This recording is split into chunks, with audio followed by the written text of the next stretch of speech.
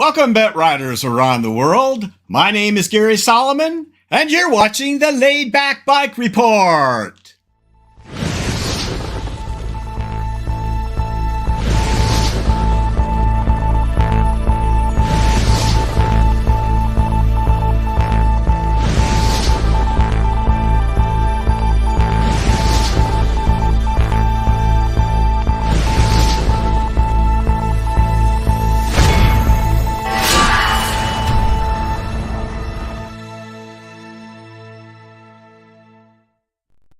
Wow, it's great to have you guys with us today. We've got quite a show lined up. Let me tell you what's going to be on today.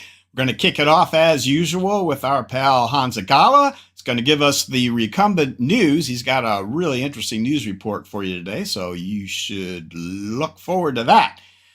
Next, we have a gentleman who has taken over one of the long-lived, esteemed message boards on Recumbents, called Bentrider, or used to be called Bentrider Online.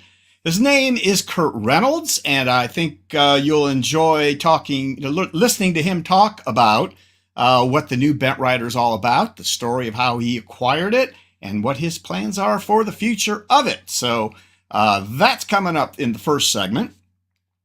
Then I had the opportunity to sit down with a very interesting young German fella. Niklas Bostelmann happened to wander through Ohio early last week on his way to Battle Mountain, as it turns out. He's already crossed the country from west to east in his prototype Milan RS velomobile. So Niklas is a fascinating young man. I think you'll enjoy hearing his story. And then we have our old pal Innertuba, Jon Hodkin, who is currently in Iowa. My wife and I had a chance to ride out to see him. He's in the midst of his Mississippi River tour this year, and he's doing some great work on this tour along the Mississippi, playing his tuba, meeting fascinating people. So we look forward to bringing you the Innertuba story as well. Now let's meet the crew that we have with us today. You'll notice that Larry Seidman is on assignment. Well, actually, I think he's racing today is what he's doing. So we wish the best to Larry, and stepping into those big shoes is Trey Burgoyne in Raymond, Mississippi. Trey, thanks for stepping in today. Yeah, I'm certainly glad to be here. All right. And, and bring Larry up too. Don't forget Larry. Oh, I thought he was up. Sorry. There he is. Okay. And yeah, so Larry Varney in the Oval Office, apparently. I don't know why, but Larry, it's good to have you back with us. Thank you. Good to be back. And Denny Voorhees in his Pennsylvania office. Yeah, Denny hasn't been here for a while, but we're glad to have Denny back with us. Yeah, I'm glad to be back. It's just, been one of those summers, been a lot going on. Great to have you. And Honza Galla is with us from Recumbent.news. Honza, great to have you with us live as well. Hi, great to be here. All right. So I think at this point we need to talk about a couple of boilerplate issues. First of all, if you want to participate in live chat during this webcast, we would love for you to do that. You can ask questions of our guests. You can let us know where you are calling from or where you are on the live chat. You're probably not calling. Anyway, so yeah, please participate in the live chat. We would like to see you there. Now, how can you support the Laid Back Bike Report? Well, you can like us on Facebook, subscribe to us on YouTube, and click that little wide eye up there. It'll take you to our website where you can find out lots more about what we do and become a Patreon supporter, which would be great. You can do so for as little as $1 a month.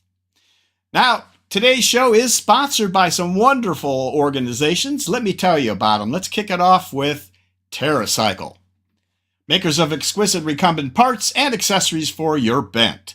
Don't just trike, adventure trike. TerraCycle's racks and bags are like having a personal Sherpa, but without the questionable ethics. And Trailside Trikes, a fine recumbent trike shop on the Withlacoochee Trail in Florida and Knoxville, Tennessee. And TerraTrike Green Speed, the best in leisure, performance, adventure touring, electric, and portability. Wherever your adventure leads, TerraTrike will take you there. And Green Speed, where Ian Sims designs bring performance through science and engineering. And Laid Back Cycles, the top USA dealer for TerraTrike and the premier source for Catrike, Ice, and Green Speed. We give you the freedom to ride. And Avenue Trikes, with the gearing you need and the comfort you want, it's time to enjoy riding again. They're in stock, ready to ship in only $19.95. Dealer inquiries are welcome. And Azub, if you've decided to get that new recumbent bike or trike, the time is now. You don't have to wait weeks for a quality bike that's customized to your needs. Azub has a selection of its best-selling models and configurations in stock. Head over to azub.eu and simply choose the model you want, add your preferred accessories, and your bike or trike will be at your dealer in just a few days. And Recumbent PDX. With a 150 trike inventory, Recumbent PDX is the West Coast only cat trike megastore. We have over 20 trikes on our showroom floor just waiting for you to test ride through our beautiful Portland neighborhood. Call or email to schedule your test ride today. And EcoCycles, leaders in electric assist and customer support with a line of specialized conversion kits to retrofit just about any bent model out there. Check them out at cycles.eco right now. All right, guys, let's go ahead and kick that off with Honza's news report, and we'll see what has been happening in the last month or so. So, Trey, let's see it. Hi guys, Honza Galla from Recumbent.news here. Surprisingly, I have some Recumbent news that happened last month or that I came across in the month of July. And so let's jump into it and see what I have here. James Coxon is a British trike rider, an avid cyclist, and he, on 8th of July, he smashed the WUCA, so World Ultra Cycling Association record for riding 100 kilometers on a trike. He did it in 2 hours, 3 minutes and 59 seconds, riding with an average speed of 48.4 kilometers per hour or 30.07 miles per hour. James's main goal was to be faster than the fastest upright bicycle, which is, so the record is 2 hours, 19 minutes. So he clearly did that and he succeeded. So congratulations to James. I will see him during the World Championship this coming weekend in Austria. So you can look forward to some reports from there as well. I published an article about the new carbon high racer from Slyway. Stefano Bonazzoli, the owner of Slyway, developed a carbon high racer he calls Ultra. He's going to produce them as frame sets, basically. And you can also see just another high racer, which is coming from Zocra from France. I just reposted their few photos on the Facebook today. So you can go to Recumbent News Facebook page and you can see the pictures there. Also, there is one more high racer, carbon high racer coming from a world-known brand, so but I will mention that a bit later. The month of July for me was a pretty significant month, let's say, or memorable in a way. 10 years ago, I was riding or participating in the Sun Trip, in the first edition of the Sun Trip. We finished the race with my teammate Karel on July 31st. After 46 days on the road, we were a fourth finisher, basically.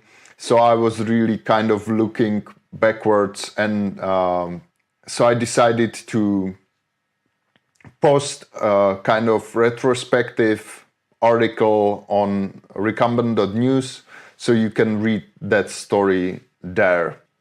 Anyway, I would like also to mention the CycleCon, which is going to be next month, middle September, in Xenia, Ohio, in the US. It is a major recumbent, even in the US. It's the second only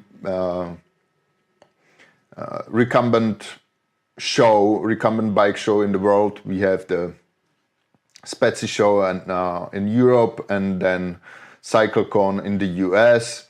The organizers were able to bring Trike again on board. There will be Bacchetta displaying their bikes there, and of course all the other major brands like of course TerraTrike and Greenspeed, Ice Trikes, HP Velotechnik, ASIP, Tide Trikes, Trident, and there will be even and I think it's for the first time a velomobile producer itself. So Jan from Velomobile World from Romania will come. They will have the bulk velomobile there, so you can see that. There are going to be also two group rides. So Saturday evening and Sunday morning. I have the privilege to lead the Sunday morning group ride as a member of the ASIP team. So you will have a chance to ride with us, of course, not only on ASIP trikes. You can have any trike or bike you want. So I think this will be an amazing opportunity to ride together, maybe even with some of the, say recumbent celebrities like the manufacturers, owners, or some of the dealers. Or I know Matt Gallat, J.O. Matt is planning to come. So there will be some raffles as well. The grand prize is the HP Velotechnik Gecko Performance. So I think you should really book those days and come to Xenia, Ohio. It's 16th and 17th of September this year, and I'm really looking forward to see you there. And when talking about Bacchetta, Dana Lieberman, the current owner of Bacchetta, started the development of the new high racer, a successor of Carbon Aero 3.0 basically. So it should be a Carbon Aero 4th edition. So he named this project Quattro. He is currently running a crowdfunding campaign to finish the development and to start the production next year. So you can go to bachettabikes.com and you can see what he has for you, and you can decide to support his project of a new carbon high racer from the Bacchetta bikes. And finally, I have to say I'm glad to see that several of the new velomobile projects, mostly the pedelec versions of velomobiles or even S-pedelec versions are starting the production. So we have, you have heard about maybe about the Velomtech. In Canada, they are starting to deliver first units. There is the Quad Velo, of course, is starting to deliver or is delivering first even tens of units to the customers. Of course, the pod bike Frikar from Norway, we have heard a lot about it, so they are delivering first units. But a bit hidden was the information from the UK, the Norton Light Motors, the model 428 as they call it. They are delivering first units as well. There are some promising pictures. And then the Kinner Velomobile, which is a Finnish kind of vintage style vehicle, a social tandem, sitting position is there. So you ride with your mate. You can ride with your mate next to each other in a car-like position, basically. And they are starting to deliver first units as well. It is great to see all the manufacturers working and starting to deliver. It is very difficult to finish the prototype stage, but from what I have seen in the last 20 years being in a recumbent business, even more difficult is to start the production and keep running the production, because you can quickly realize it's too much work. You can quickly, or the new entrepreneur can quickly realize it is not worth the time, or it's very difficult business, or there is not enough customers, and so on and so forth. And that's it from me for today. Enjoy the rest of the Laid Back Bike Report, and see you next time. Bye. Yeah, some interesting stuff there, Honza. So, first of all, I didn't know anything about that. Is it the Norton Velomobile that's in the UK? I'd never even heard of that one. Well, they call it Norton Light Motors, the company, and the model is 428, I guess. I have posted about it maybe a year ago. There was a lot of discussion around it because it was how they call it, the serial hybrid version. So there is no chain between the pedals and the rear wheel. But because of the rules and so on, they changed it.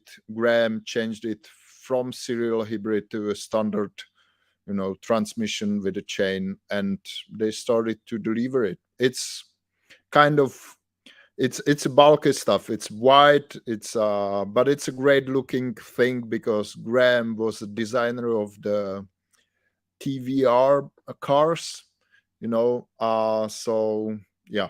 Yeah, interesting design for sure. Yeah. And your point about actually going into production, because we have seen, and we've talked about it before, so many different powered velomobiles or these hybrid car types of things, and some very well funded ones, very well thought out ones that have been going for many years, and just now, just now getting into production, as you say, but and none of them really shooting out a lot of numbers yet. It's going to be tough to do that, because to really make it profitable, that's what the Holy Grail is, I think.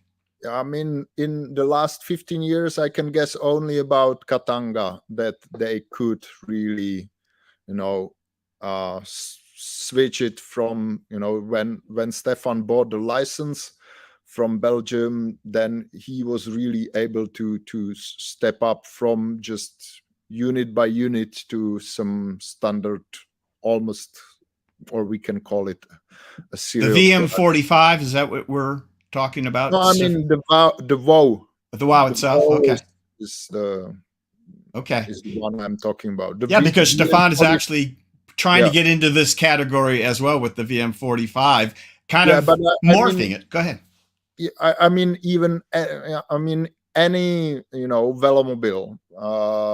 When we talk about any velomobile projects, not only the electric assisted, because of course we have the bulk, we have Milan, we have all the DFs and intercity bike, but all this group is basically, and Jan in velomobile world, it's just one company at the beginning, which is the Velomobile NL, and then it spread it to 3 or 4 companies at the end, and the knowledge and the know-how is still there, so I cannot really count those guys, because at the very beginning it was just one group of people, in fact.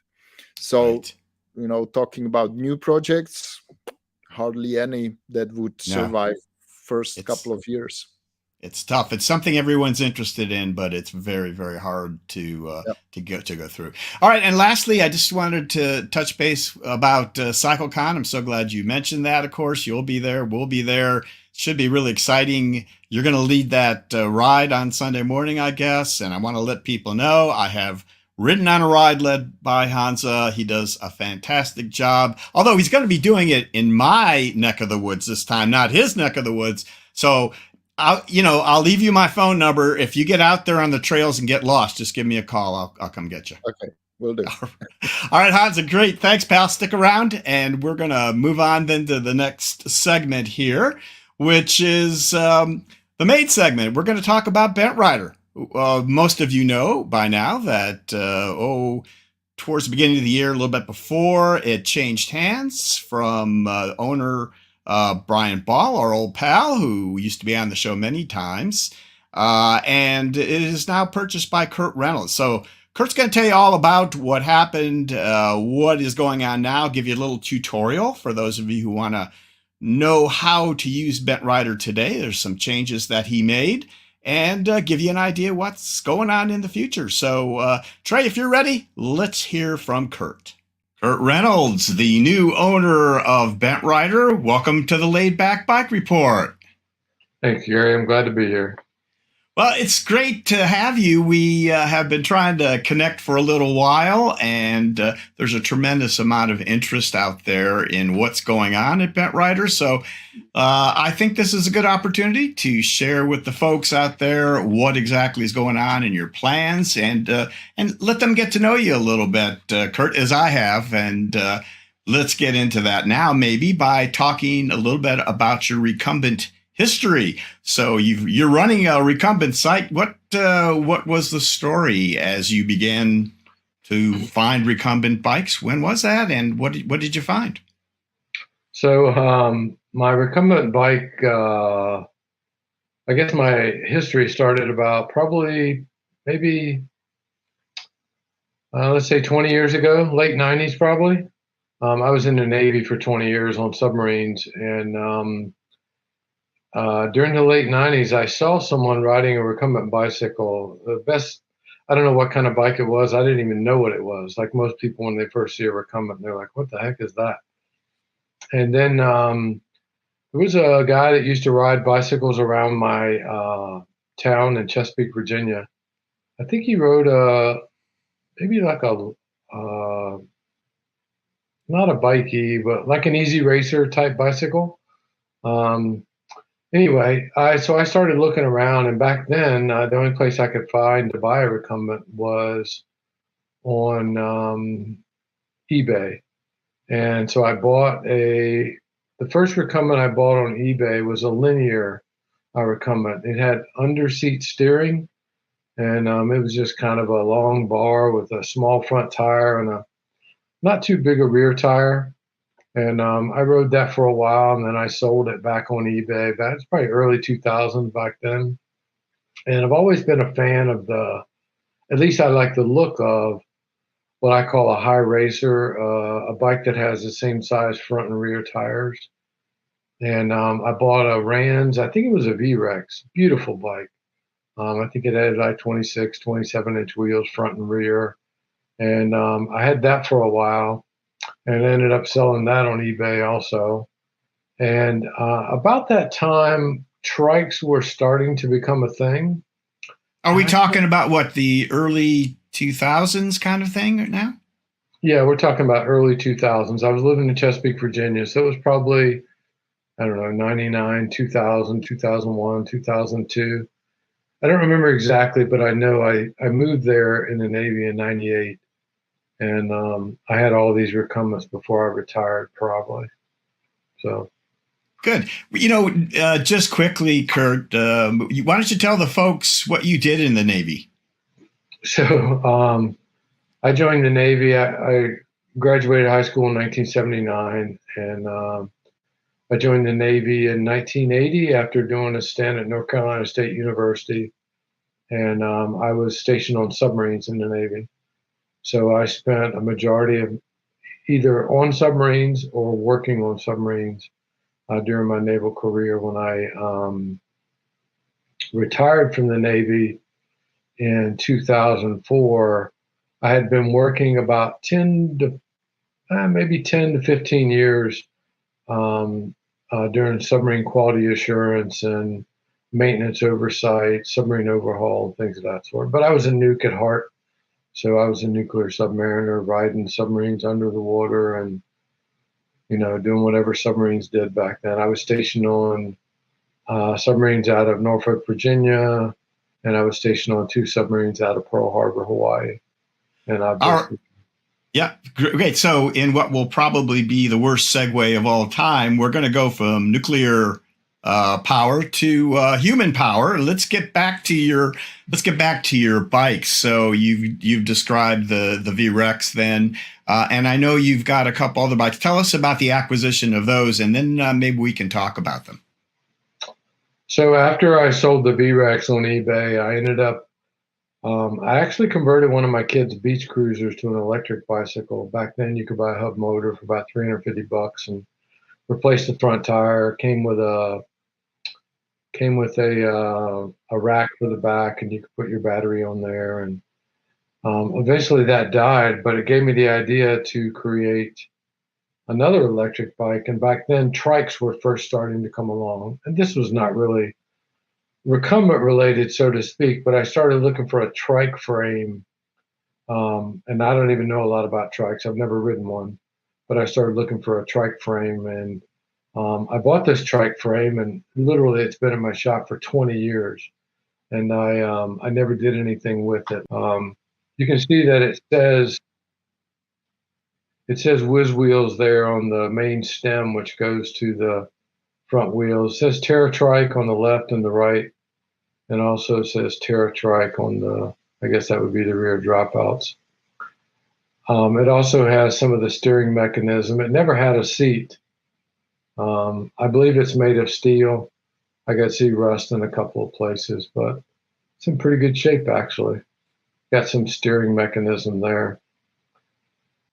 So after I bought the trike frame, it came with some parts. And I kept these parts in a plastic bag. And there's a plastic bag back there. It's rotted. It's been so long.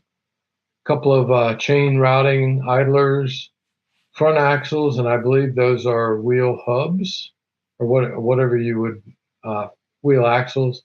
And it came with some steering geometry also. I don't know, maybe 5 years ago, I read a book called The Memory of Running. And in The Memory of Running, the guy gets on a bicycle and rides all the way across the U.S. So I got the idea that I was going to ride across the U.S. on a bicycle. I actually bought a Giant diamond frame bike, Giant the brand, and I couldn't ride it. It's just too much pain. I ended up selling that on eBay also. And I started looking for a recumbent bicycle, thinking back to, 10 years before when I had a recumbent, and ended up with a Vachetta Corsa. The Vachetta Corsa was kind of old, and had a hard time getting parts for it. So I upgraded to a Vachetta Carbon Aero 2.0, and that was a beautiful bike. Smooth, 700C wheels, nice comfortable seat, Schlitter bars. It was a great bike. And I had a couple issues with it, and eventually I don't know if I got tired of it or I was looking for another bike, looking for an upgrade. if you would consider a cruise bike an upgrade. And I landed on a cruise bike, which is what I ride now. So my current bicycle fleet includes a cruise bike V20. I don't know what year this is. I think the V20s were not so much about the year, but I think they just came out in phases, but they're kind of all the same. I built this one up from parts, and this has the more modern chainstay, and I've ridden thousands of miles on this bike. This is the bike that I put on my trainer in the wintertime, and I have a Wahoo kicker that I ride in the wintertime. Just recently, I upgraded my V20 to a V20C, and I picked this up off of Cruise Bike Forum, I think is where I found it. And I love riding this bike. I've had it on the road for a couple of weeks now, probably ridden a few hundred miles on it. It's definitely an upgrade over my V20.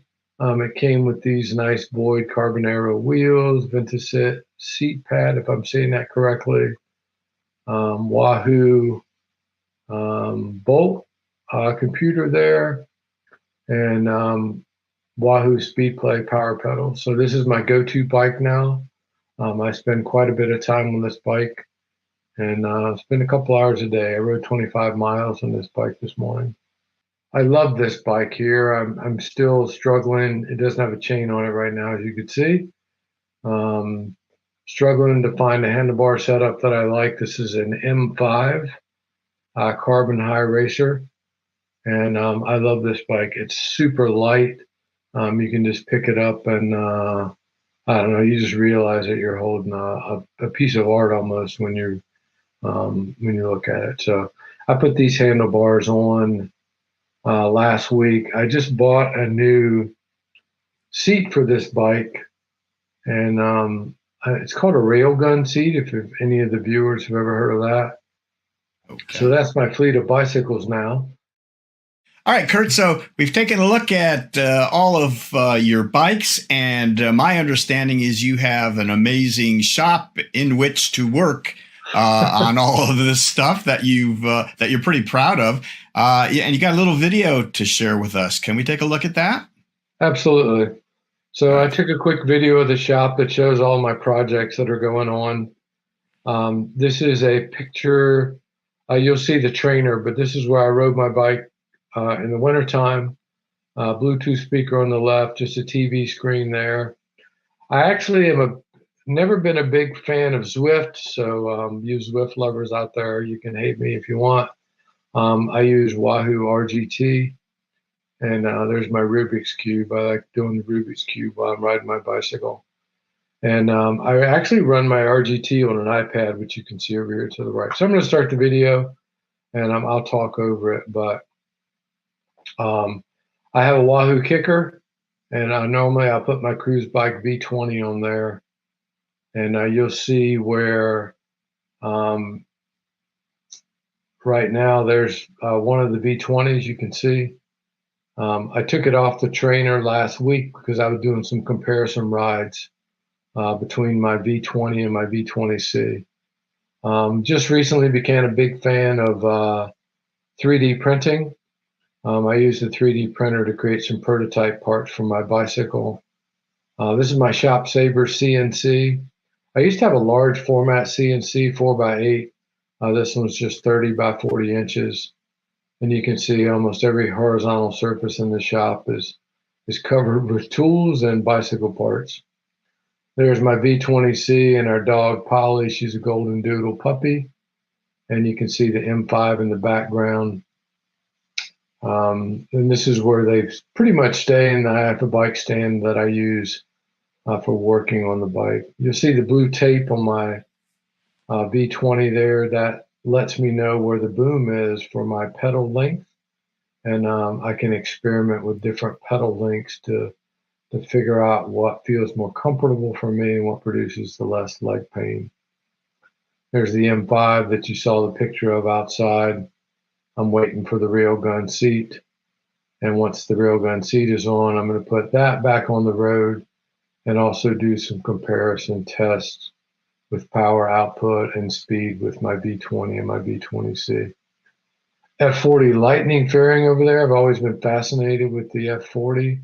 I don't have a P38 to put it on, so I've got some ideas of what I'm going to do with that fairing. Maybe I'll get a P38. Some of my bicycle tools, a truing stand, some bicycle tools. Most of that stuff I got off eBay. Some other hobbies, jewelry making back there, and I like to weld also. Taught myself to TIG weld over the winter, and that's why I have all the welding gear there. Yeah, that's a dream. I'm sure of many of our viewers to have a great big shop like that. So you're a lucky man. All right, let's get into Bentrider a bit. So before we talk about how you began the acquisition of it, I guess maybe a lot of folks want to know is, tell me about your past usage of it. Have you been a guy who's been on Bentrider for many, many years? What were your impressions before all this started? So I think I got, when I first started looking for bicycles, when I bought my Vachetta Carbonero, I went back to eBay looking for bikes like I'd done, a decade ago. Didn't find a lot of variety there. Being a Facebook member, I discovered Recumbent Classifieds on Facebook. And then I actually bought my Vachetta Carbonero from the Bentrider online classified section. And that's one of the things that really drew me to Bentrider online. I still look at the classifieds every day. Even though I own the website. One of the other things that I liked about Bentrider is when I started getting my Vachetta Corsa together, I didn't have a lot of knowledge about like chain routing and how to do chain lengths and how to adjust rear derailleurs and front derailleurs and all those things about bringing my Corsa to life. Because my Corsa was in parts, the tires were flat, some of the rims were bent, and it took me a while to get the Corsa up to speed. But I found that there's a section, it's called New to Recumbents, and I posted a bunch of stuff on New to Recumbents, and a lot of people were willing to step up and answer my questions, and that really made me a fan of Bentrider Online.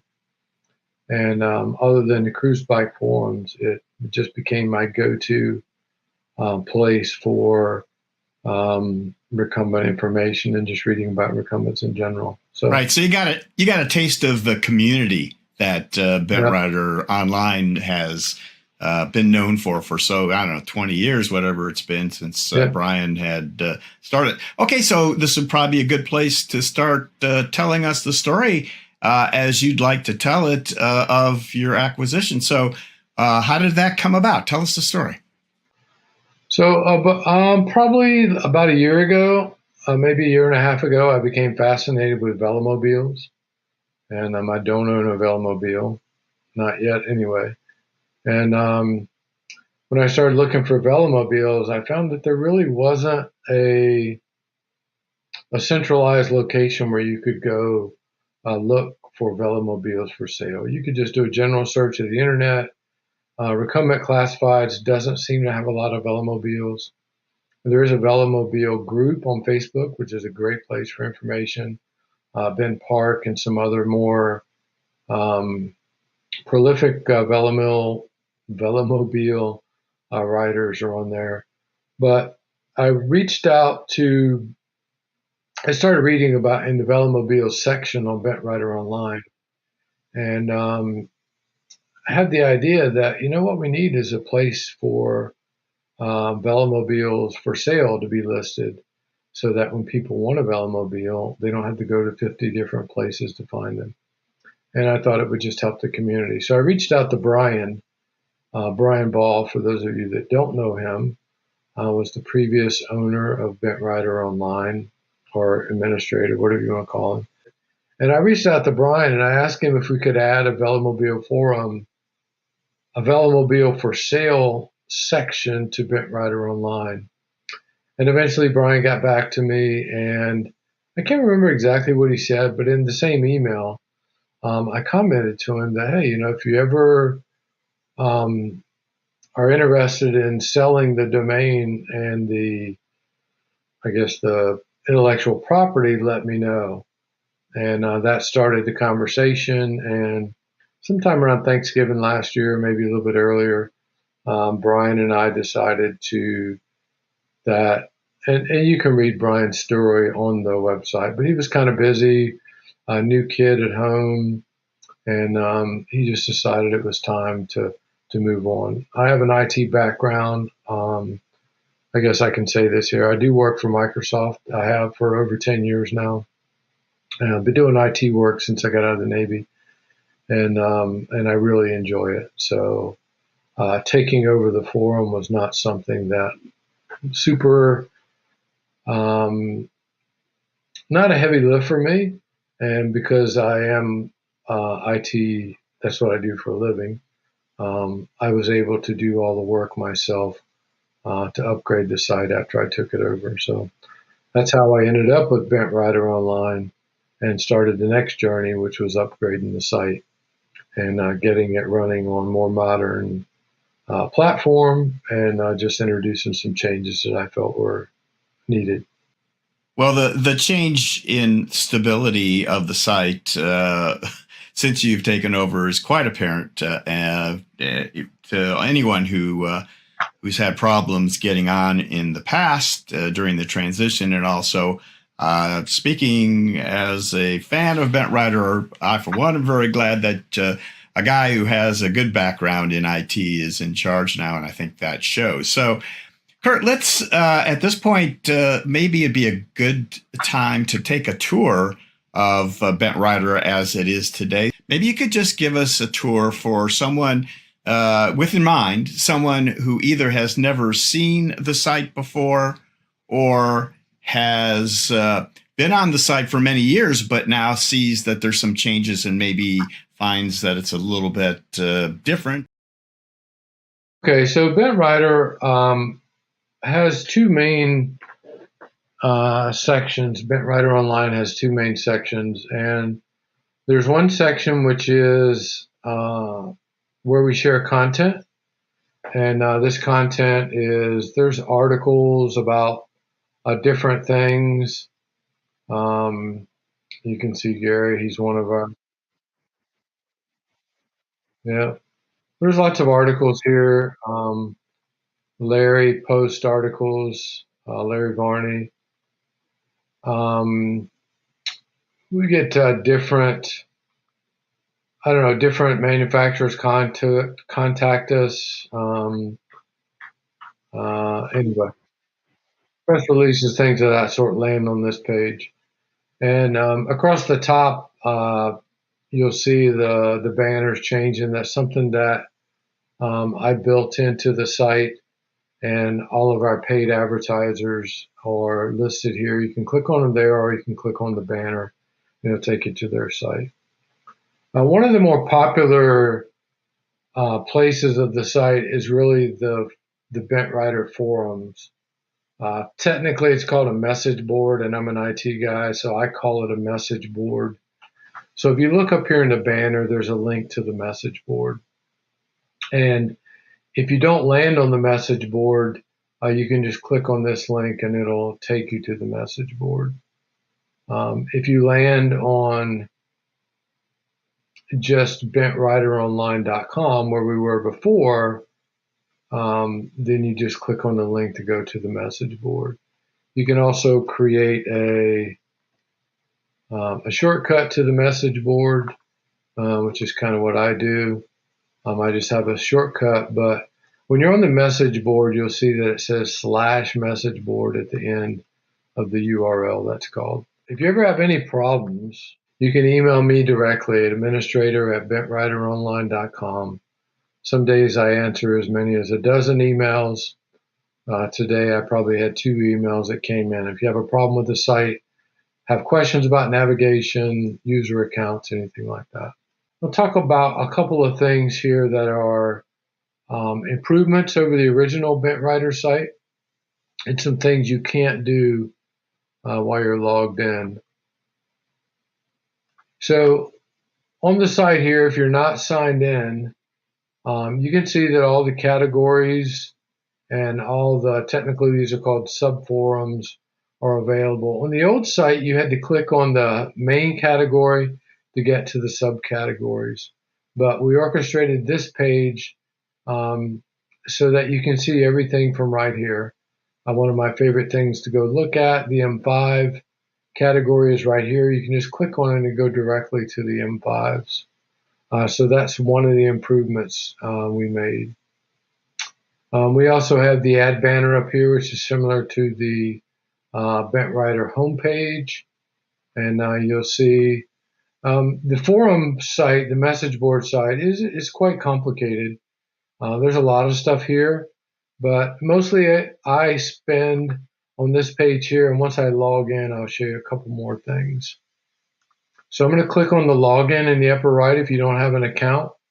This is where you would sign up. You can see the sign up link. My mouse is over it right now. And this is where you can log in. I'm going to log in Cruise Kurt. That's my non-administrator site, so you can see how things are different once you're logged in. There's a couple of things that are different, and we'll show you what that is. So once you're logged in, you'll see that now you have a couple of areas up here, notifications. If you are subscribed to anything, you'll get a notification here. If someone sends you a private message, then it'll show up here. And those messaging and notification areas have their own little things. So if I click on the message center, these are things that I have here. I can compose a new message here. Almost any of these icons will take you. Now I'm back on the main page. And I'm going to show you a couple of things you can do. You can search here. I'm fascinated with streamliners. And now you can see when I search streamliners, you can see it's found over 500 results. And this will show you comments that people have made that have streamliner in there. If you actually look at the date time, it's got the most recent stuff in the front. So a couple of things here to point out. Number one, when we migrated the site, there was over 2 million topics that we brought over. As best I can tell, all the way back to 2006, I think, maybe at least 2010. We brought topics over, and actually we're successful. I don't think we lost anything. The search index has been rebuilt. The point being here is that you cannot search unless you're signed in. So if you're having a hard problem finding the search, check up here on the right and make sure you're signed in, because when you're not signed in, you don't see your name up here in the upper right. So we'll log in again. One other thing you can do when you're signed in that you can't do otherwise is when you come to the site, if you just want to see new posts that have been made today, now this is live, so whenever I click on this, I'll see new posts. And these posts are made the most recent first, so 12 minutes ago. One thing you can do when you're inside of it's called a subforum, but if you're interested in velomobiles, if you click subscribe, now every time somebody makes a new post, you'll get an email. See how the checkbox is there now? And if I click on my subscriptions, it'll show me stuff that's been posted in the Velomobile forum. One other thing I'd like to point out, before I took over, there was a policy that you couldn't post. You wouldn't see the new topic button in Bikes for Sale unless you had a membership in Bentrider Online. I've received a lot of emails about this and discussed it with Brian. The reason we have a membership policy on the classified section was not so much to generate revenue, although the site does cost me money. I've spent thousands of dollars to get it upgraded and keep it going. But it prevents spammers from just coming and signing up and then posting stuff in the for sale section. So when you want to post in the section, you have to be registered. And then you won't see the new topic button if you're not a member. And you can become a member inside the for sale policy. You can read about it here. Everything I just said. And if you want to become a member, there's also a link up here. If you click on it there, it'll take you to a place where you can subscribe. We use Stripe for payments. It's very secure. We don't store your payment information, and there's lots of payment options. The purpose of this laid-back bike report was not to generate revenue, but I do get a lot of questions about Bentrider membership and how to become a member so that they can post in the classified section. Kurt, it's absolutely fine to talk about this. In fact, it's part of my questions coming up here, how you do get revenues to support and how people can support. So you have some sponsors. I'm guessing, let's talk about that right now. We can jump back. So to support Bentrider Online, you just talked about membership. You want to talk about are there different levels and such, and then tell us about sponsorships for businesses and how they might be able to support you. There's basically two ways that you can support the site. One is through a basic membership, and that's a $20 per year subscription. And I use that to defer the cost of the servers and the software license and all the ongoing cost that I incur just to keep the site alive. I didn't take over Bentrider Online to make money. I want to make that very clear.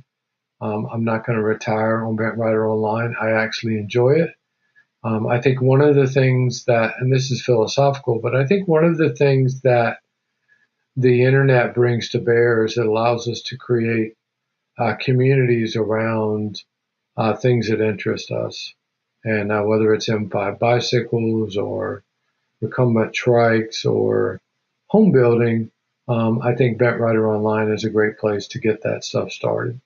So we have two ways that you can support Bentrider Online. One is through an annual membership. There used to be multiple membership levels, and it was a little confusing when I took over. They had the legacy members, the patrons, the lifetime membership, and to start with, I just simplified it. I'm a very pragmatic person in general. And we have a $20 per year membership that you can get to by clicking on the become a member. We also have sponsors. The original Bentrider site, I looked through some of the code. There was up to, I think, 40 or 50 sponsors at one point. You can see now the companies that are paid sponsors now.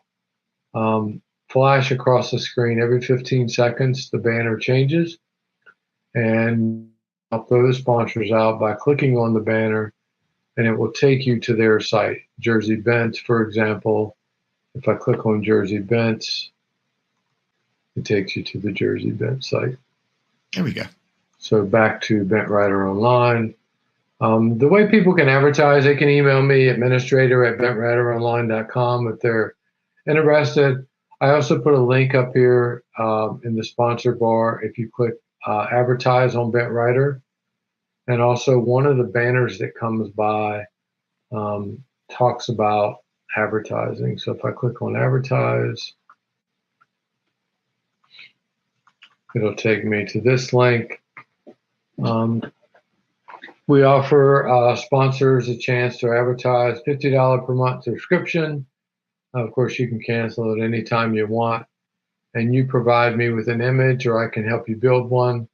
And we'll just place that in the banner. And then it'll cycle through on both the message board site, and also if we click on home here, that'll take us back to the site, which has all of the articles and things of that sort on it. Kurt, I guess the one other thing that we really haven't touched on too much, there's two major things you do on a message board. Majority of people are reading it, But there are some people who post, and that's what we all count on. Do you have any? Can you maybe walk us through quickly on how one would post to a particular message board, and maybe some quick tips on what you would do to, pop pictures in there or videos and such? Okay. All right. So what we're going to do now is I'm going to show you how to create a post and how to add pictures to it. So we're going to go to the M5 section. We're going to post a question about the M5. And I don't see a new topic button. The reason I don't see a new topic button is because I'm not logged in. So I come up here and I log in. And now once I'm logged in, I can see the new topic button. So I'm going to click on new topic, and we're going to add a topic here.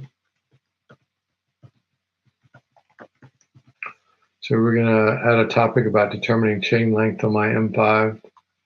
And now we can put a question icon there. It'll show up in the post that it's a question, not required, but it's there. And so we can type out whatever the topic is. We can copy and paste. And now we want to add an attachment. We want to add the picture to it. So what we're going to do here is we're going to click on the upload attachments. You can also insert an image using a link. I like the attachment link, honestly.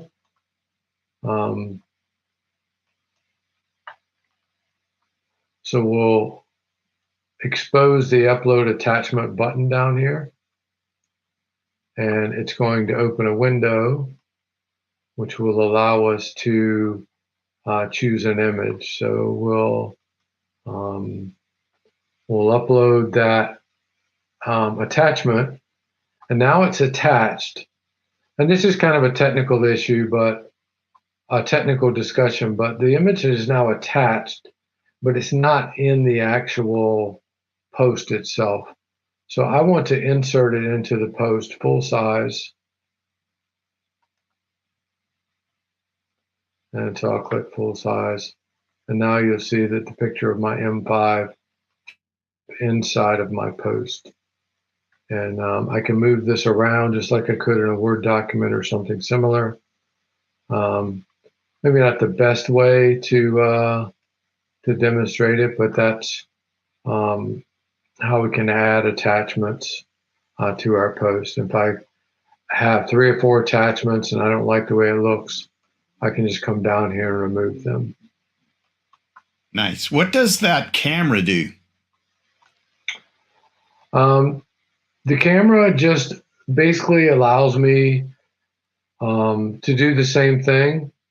If I was on a phone, the camera would be easier to use. You can take it from your gallery in the camera. I can take it from my phone. gallery or from my photo album on my phone itself.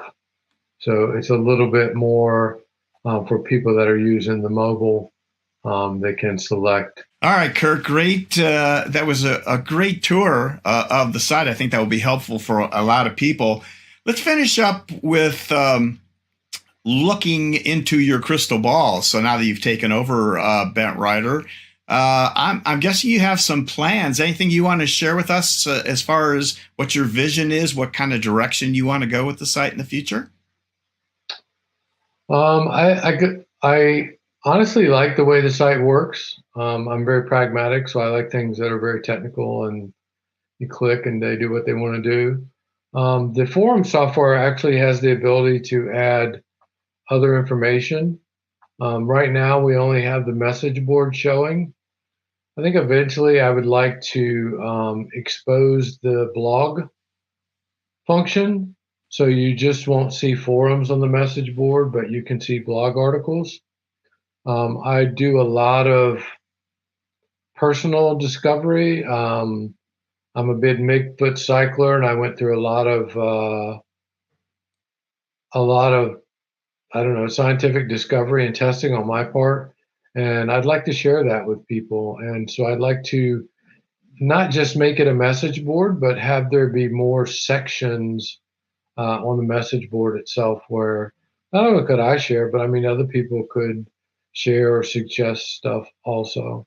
So I think eventually there's going to be a Bentrider marketplace, and on the Bentrider marketplace, I don't know that we'll have T-shirts and coffee cups. Maybe we will, but unique things that I find that I think I can provide to the community that people will want. I would like to invite anyone that has feedback. Send me an email to administrator@bentrideronline.com.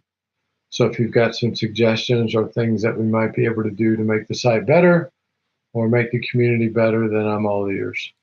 All right. Well, thank you so much for taking time out of what is obviously a very busy time for you, keeping the site going and doing all those other things that you're busy doing. Kurt, we really appreciate it. I'm so glad to have had the chance to talk to you and get to know you a little bit. And I'm guessing this won't be the last time we collaborate, so we hope to see you down the road as well. Thanks a lot, Kurt Reynolds. Thank you very much, Gary. Look forward to seeing you at CycleCon in September. Sounds great. All right. And yeah, I look forward to seeing Kurt there too. And folks, you'll get a chance if you come to CycleCon, maybe to meet Kurt as well. I think he's done a fantastic job with the site. And yeah, if you have questions, because some of this is new, contact Kurt, administrator at bentrideronline.com, I believe. And I'm sure he'll answer that. He does work for Microsoft. I don't think he'll answer your Windows 11 questions, but who can, right? So, all right, let's move along. At this point, I want to introduce a young man that I had the pleasure of hosting for a couple of days on his way across country. Niklas Bostelmann from Germany, a really intriguing young fella who has got a lot going on in the velomobile world and the racing world. So, Trey, if you're ready, let's have a look at this. Oh, guys, we have a very special guest here in the outside studios of the Laid Back Bike Report. Happened to have dropped by. It's Niklas Bostelmann, and perhaps you remember Niklas from our previous webcast. A young man who has traveled from Germany with his velomobile to participate in the Trans-American Bike Race a few weeks ago, and managed to complete that amazing event. We're going to spend a little time with Niklas talking about that and what else it is that he does. So, first of all, welcome, Niklas Bostelmann. Yeah, thanks for having me here. It is great to see you here at the house. So, Niklas, let's start out by having you explain a little bit about yourself. Tell us about, how old you are, where you come from, and let's hear about that. Yeah, I'm 22 years old from Hamburg, near Hamburg, Germany. And I'm an examined lightweight aircraft builder. I basically learned how to build carbon fiber aircraft. Okay. That's very good. So, what are you doing here? Why are you in Ohio, of all places? What brings you here? After riding the TransAm Bike Race, I spent 2 weeks at my friend Bill Thornton's place. And then now I'm riding back to Battle Mountain, and Ohio was on the way. That explains it the best, and we're going to talk about Battle Mountain and the rest of your journey here in a little bit. Let's get back, though, to what it is that you do back in Germany. So you have a company that you actually started, and tell us what the name of the company is and what it's about. Yeah, company name is on the Velomobile. I'm mostly started with, I wanted to do something, started with wanting to build airplanes, and that's still on my list, of course, but then I came into Velomobiles somehow and started doing some carbon fiber repairs on crashed Velomobiles, basically, and then got into, when I bought a Velomobile, I started getting into it more and more and started building parts, started with armrest for Velomobiles and then building the race hood. and now building an entire velomobile. Yeah, well, we're going to talk about that too. And you also have a collaboration with Räderwerk, right? And Helga, you want to talk a little bit about that? Yeah, so it's Räderwerk is not doesn't have velomobiles anymore. The two companies split into Räderwerk, being normal bicycles, and Velowerk is now the part in Siedenburg that is making the velomobile stuff.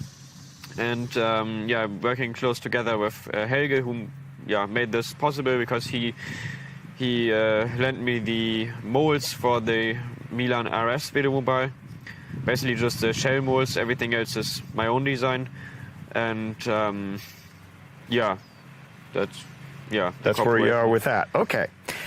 Let's move on to the actual Transamerica bike race. So I really like to hear the story of how you learned about the race and what actually brought you to, what moved you to actually come to the U.S. and ride it.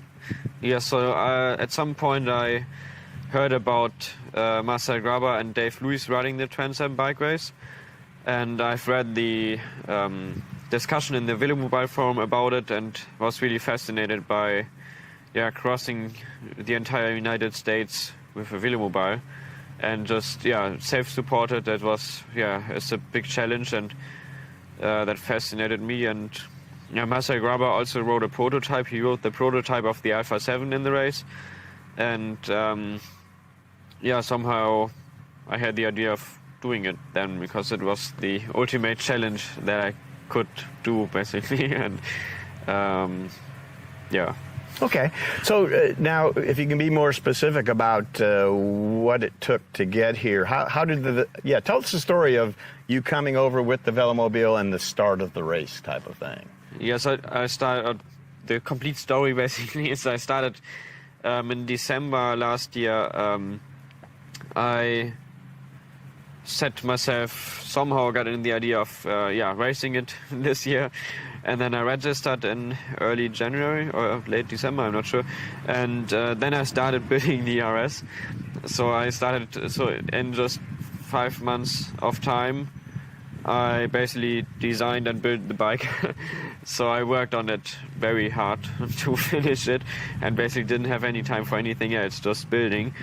I only trained for about 1 or 2 hours per week. So just, building it to get it done for racing. And it was very close, and went to the airport. There was a moment when it was about to fail because I found a design flaw in one of the parts. But with the help of my brother and my friend Daniel Löw, we got it done and we arrived at the airport in time. I flew over to Portland, a direct flight from Frankfurt to Portland, took the Velomobile with me as a bicycle, and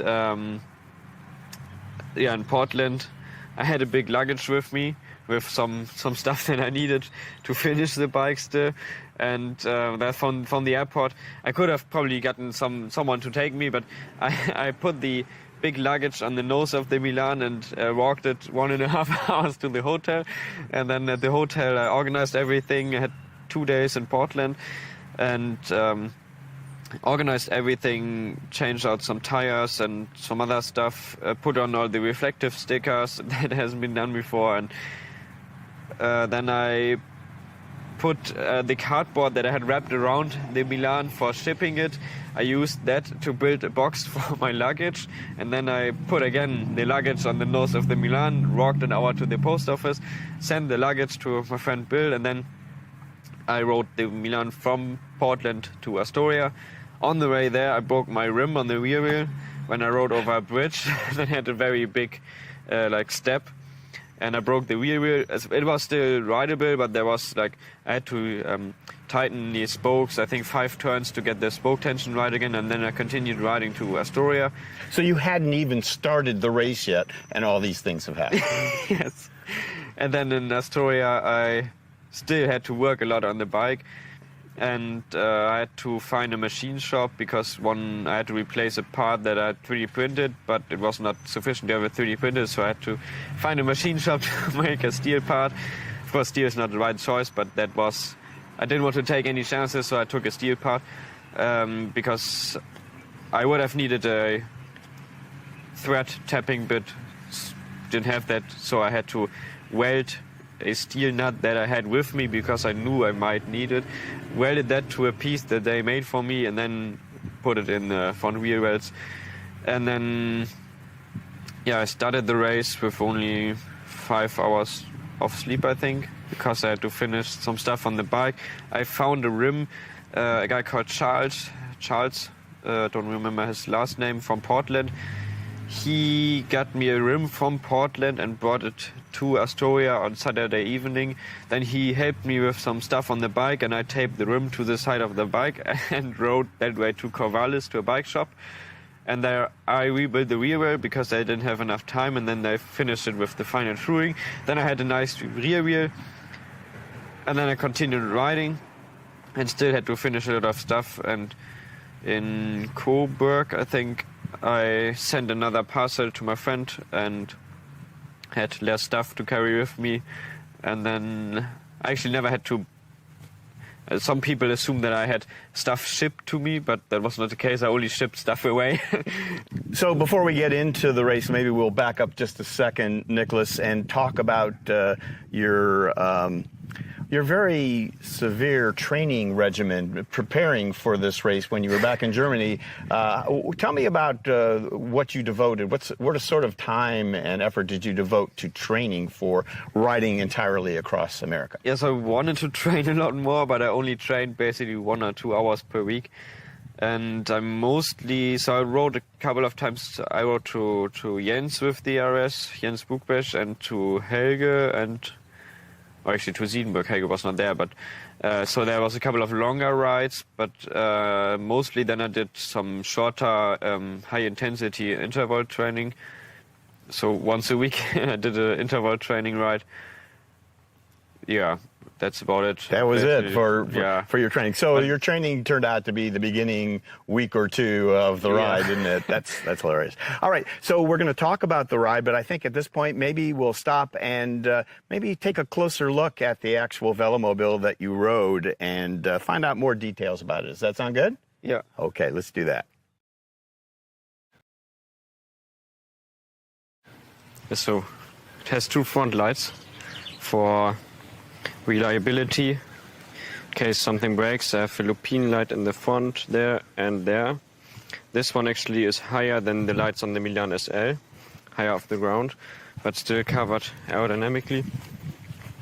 The top light module has a very bright strobe light. Then I have a nice tail light here, the Kellerman rear lights for indicators. The hood has a nice mirror here. The window for riding uphill, the nut. The hood is the same as on the Milan SL. This is still the first version. The second version is now in development with the NACA duct, the holder for the GPS computer here, the GPS tracker for the race. It's still active, so my parents can see me. The holder for the power bank to charge the GPS. This is for opening and closing the NACA duct. This is to divert the air into face or onto the visor that can be closed. Simple as this. And the hood is closed, of course, with the rubber bands here. Then we have my drinks here, the Gatorade and the water. We have drinking tubes so I can easily access it. Tools back there. Parachute is down in there. And then it comes out, and usually it flaps around a bit like this, and then over here, and then over here. Okay, so now with the seat folded up, this is still the positive mold prototype seat. All my stuff back there can fit a lot because it doesn't have suspension in the rear. I can fit a lot of stuff on this side of the rear rail. So I usually have my winter clothing is underneath there, my jacket, and all the stuff I need for the night that's still up there, so it's not in here right now. My towels, I will also leave the big towel out for another racing. My pump is down there and some other stuff I need. And that's it. My food down there. Yeah, so the front luggage compartment can be taken out, so you don't have to reach in there just to get out the luggage compartment.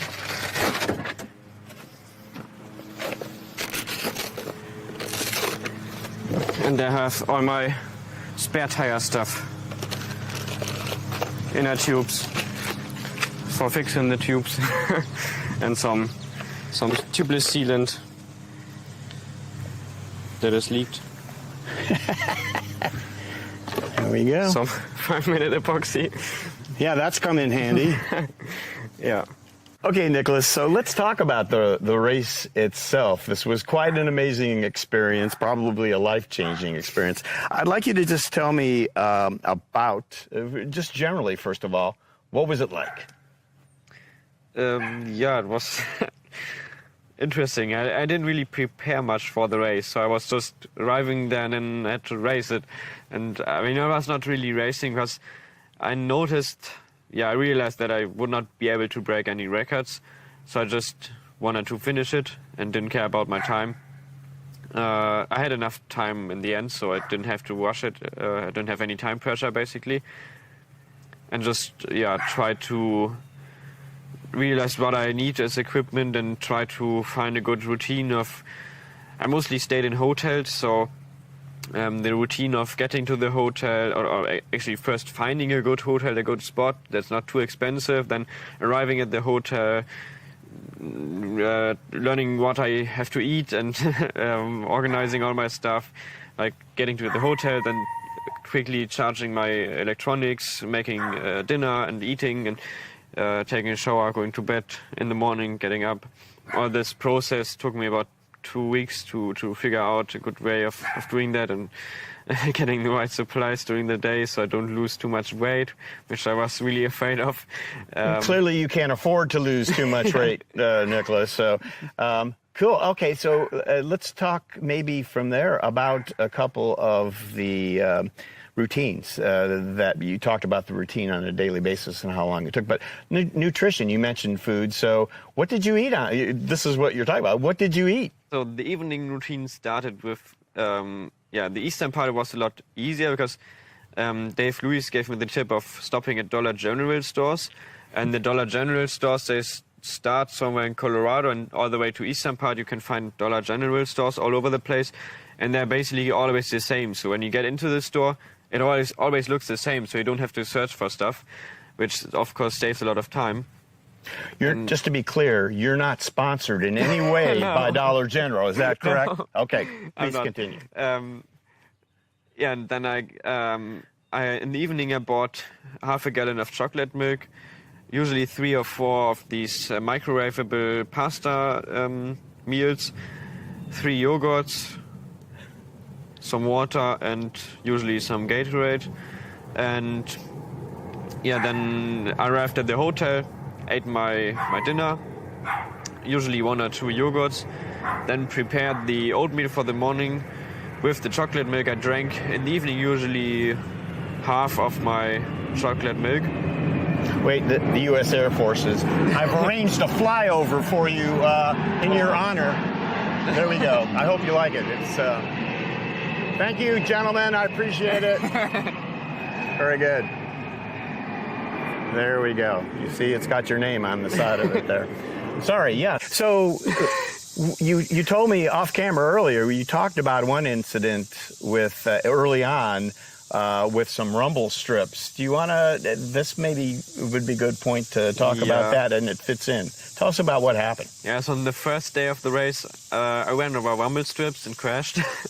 So I didn't see them. I knew that they would exist, but it was getting dark and I couldn't see them. So I was the road I was on was first a 1 lane, or just 2 opposing lanes. And then it started getting bigger. It was 2 lanes on both sides and a rail in the middle.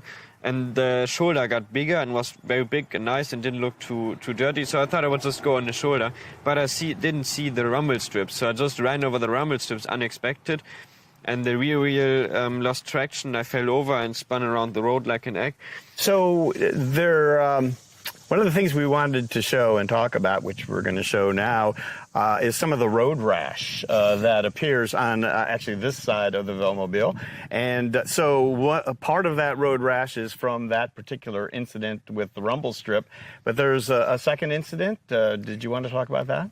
Yeah, so the second incident was somewhere in the Appalachian Mountains. I was riding through the night again, which I didn't want to do anymore, because the problem is when you're riding into the night, starting in the morning, riding into the night, you're usually tired, so you cannot pay as much attention. Then it's dark. My front light is very good, but still potholes are very hard to see. So I ran into a giant pothole at night, and it was really... The potholes here are different to Germany. The potholes here are usually like 5 centimeters deep and have a sharp edge. So they're not like a pothole, they're like with a sharp crater. Edge. A crater, yeah. So, and I ran through the pothole and broke my front left steering rod, the one that goes to the front. And then I ran into the railing on the side of the road. It was not heavy, it was kind of still controllable, but I couldn't really... It was basically just like... it was not like a real crash, it was just I ran into there and then stopped. So it has some cracks, but not very bad. It was just, yeah. And I just glued the part back in and continued riding. I had 2 climbs where I had to push up the Velomobile. One was the climb up to the Blue Ridge Parkway from Vesuvius, and the other climb was somewhere before there. And on that climb, I rode up half the way, and then I rode up at about 3.5–4 kilometers per hour, and my heart rate was about 165. And then I got out and pushed it up, and my heart rate was at 155, and I was going 4.5 to 5 kilometers per hour. So it was faster and easier to push it. It was more efficient to push it up. Did we say exactly how long it did take you to go? How long did it? Not yet. It took me 34 days and some hours, I think. And what did you, when you started, you already knew that you weren't going to be racing, or that came to you pretty quickly, right? So, yeah. So at the beginning, so I planned. So my schedule after the race was planned like with reserve. So I planned with a 30-day finish, and then from there on my further planning. So I planned the time after the race. I planned it so that I could extend my racing time, basically. And I was hoping for like a 22-day finish, but that would have only happened if I would have had enough sleep before the race and a little bit more training, maybe. Sure. But mostly sleep. The 2 weeks before the race, I only had 5 hours of sleep on average doing that every night. So during the race, I actually slept usually on average, I think 8 to 9 hours, because I needed the rest. So, yeah. So it wasn't your best scenario, but then you had made provisions for making this longer, and was not a problem. So you were able to finish, enjoy, and learn as you went for the rest of the race. Is that fair to say?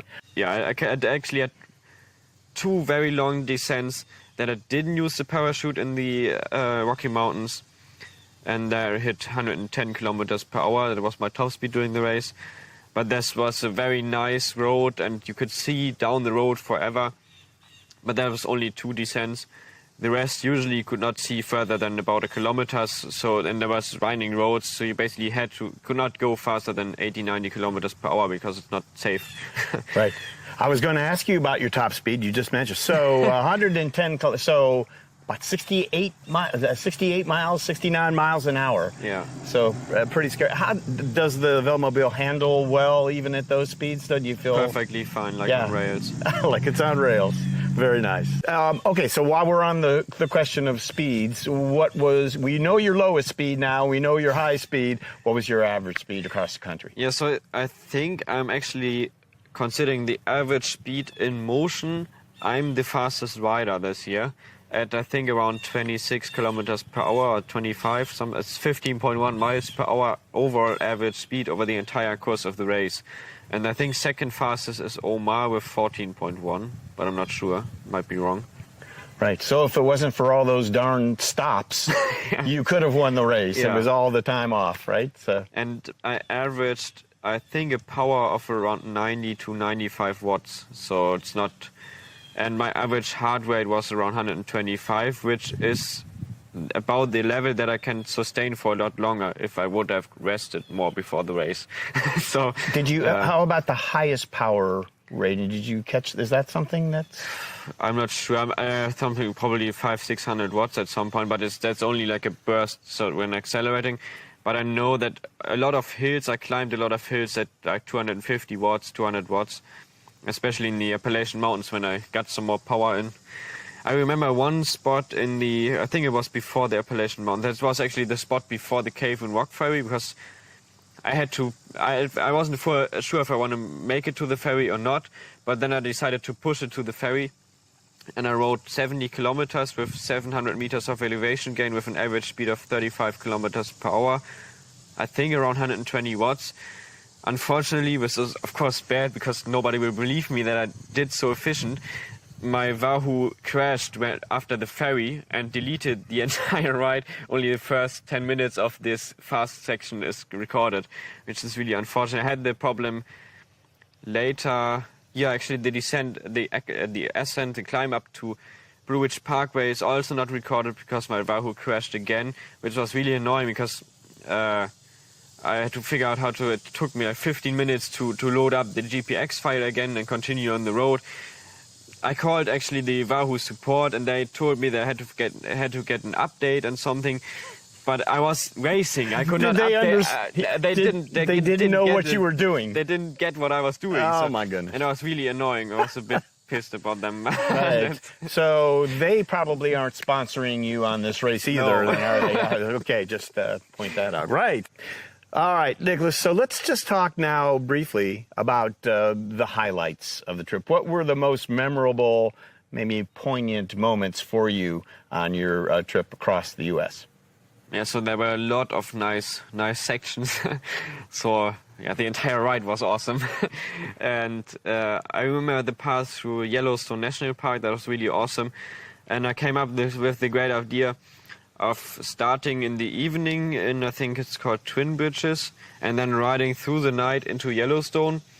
And that was, I think, the best decision I could have made, because I had in my head, if I arrived there very early in the morning, I might have everything for myself. That was my plan. And then I got up there and nobody was there. So I could walk around all these nice places like this morning glowy pool, this famous thing. Maybe you can put a picture of that up in the video. And nobody was there, so I could ride on all the footpaths that are normally forbidden for bicycles, but there was nobody else there, so I just rode up there with my Milan and took pictures of all the nice places. That was really awesome. And then through Yellowstone, coming into the Grand Teton National Park was really awesome when you can see the giant mountains in the background. And yeah, that was probably the best part. There was a lot of great places and stuff, but that's probably the best part of the race. Okay. And the finish, would you, I think maybe we should talk about that here anyway. So Yeah. it was a triumph. We all saw the picture of you holding the Velomobile over your head on the monument there in Annapolis, Maryland. Yeah. Tell us about those last moments of arriving at the finish line for you. Yeah, so the last parts from Ashland to Yorktown, 160 kilometers, took me 4 hours of riding time. I pushed it quite a bit because I knew I would be finished after that. So I pushed it a bit harder. And on the, I don't remember the name of the last 22 miles, like 30 kilometers on this, it's like very rough surface. It's like concrete with like small stones, so it's very rough surface. I don't know how it calls in English. And I cruised along that at like 55 kilometers per hour.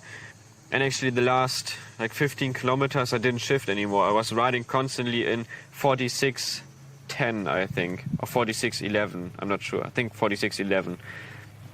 And I was pushing up these small climbs at over 300 watts. And, and then I arrived at the monument.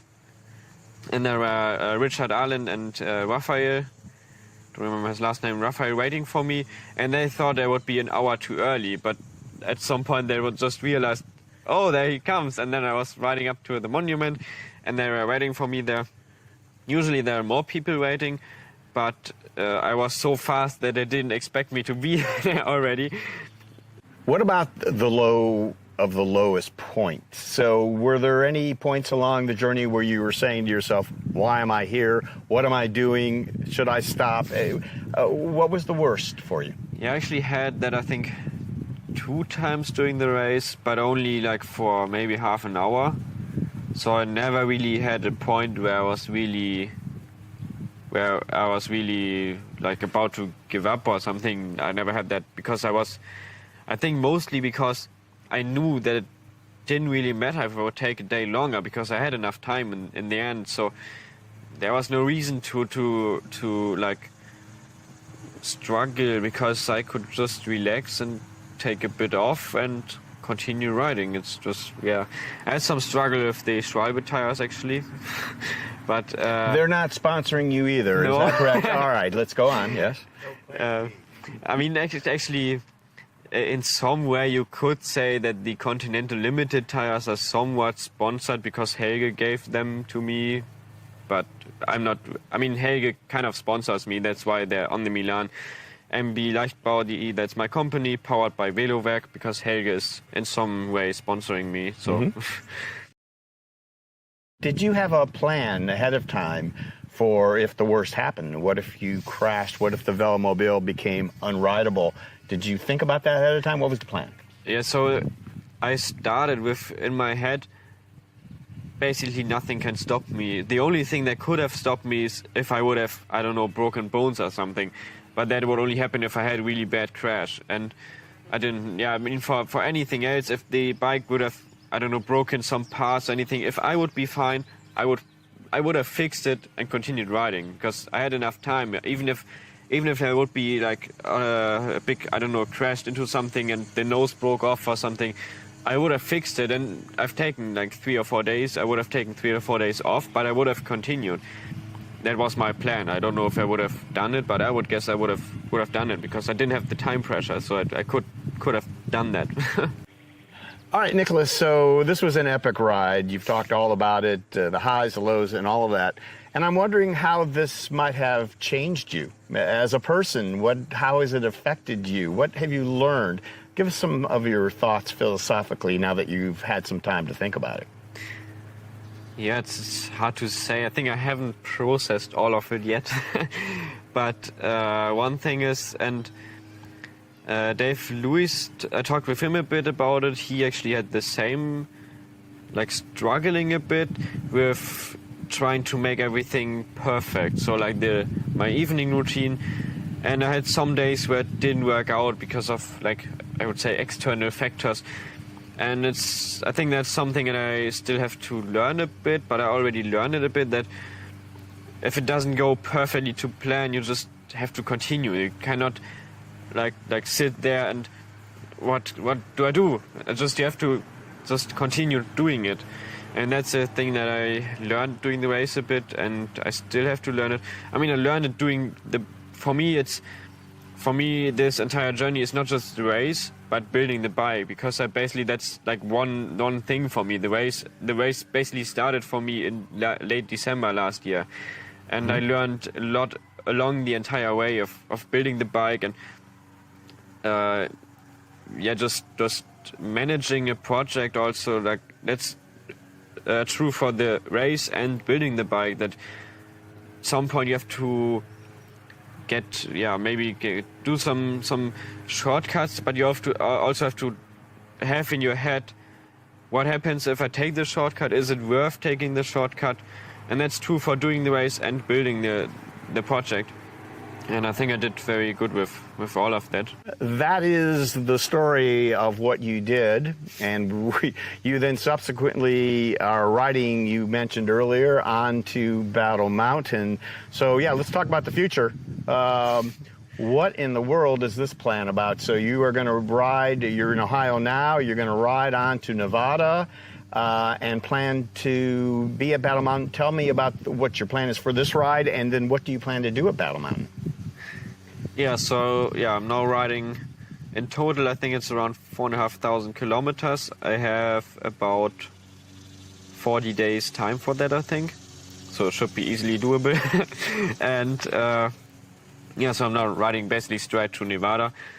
And I'm stopping in Boulder, Colorado to meet up with Dave Lewis again. And then I'm riding to Battle Mountain. And my plan is to arrive at Battle Mountain about 10 days before the World Human Powered Speed Challenge starts. So I can do some final modification on the bike. Also, that my friend Bill Thornton, who will be riding this at Battle Mountain, he has some more time also to adapt for the altitude at Battle Mountain, because Battle Mountain is about 2,000 above sea level, I think. Mm-hmm. And Meters, so yeah. 2,000 meters above Right. sea level. And he can also get a bit more used to the RS, because it's a slightly different position than the Milan SL. Not much, but a little bit. And then hopefully... So Bill plans on riding this? Yes, Bill will be riding the RS at Battle Mountain, because technically it should be faster than a Milan SL, because it has 20% less frontal area, and the coefficient of drag should be the same or maybe even a little bit better, because it's the same length but less wide. So technically the airfoil has less thickness and therefore is possibly better for higher speeds. And do you plan on riding in Battle Mountain? What's the story? Yeah, I there? will plan to ride too, but of course I will not be able to break Bill's record. And actually, my friend Daniel Löw, he will also be at Battle Mountain. He will arrive there 2 days before the event, and he will also be riding it down the Highway 305. Awesome. That's the future of you riding the Tabor and then now out to Battle Mountain. And then you're going to eventually head back and take up the reins of the company again. What are the plans for your company? What do you intend to do there? Yeah, so at some point I will be building the RS in cooperation with Helge. But that will take a bit until I can sell some, so I will not... At the moment it's not for sale. I will not take any orders, because I don't want to get into too much pressure. But when I get back home, I will probably be building some of the racing hoods for the Milan SL and possibly also the Bulk, because I have a mold for both. And I will be finalizing the design of the hood. So my main goal with my company is to have some top of the line products, because I like to I like the engineering part and figuring out the best way of doing something, and also keeping it nicely serviceable. So I'm quite proud of the RS, because everything is very nicely serviceable. That's a goal, so that it's a great user experience. So, Niklas, no one can complete a project and a journey, everything that you have been through so successfully, without some support with friends, family, co-workers. Who helped you throughout this? Is there anyone that you'd like to thank? Yeah, so there are a lot of people. Mostly my friend Daniel Löw. He helped me a lot with the building of the bike. Actually, some days he worked as much as I do, or he did a lot of work, about 30% of the actual work on the bike, maybe even more.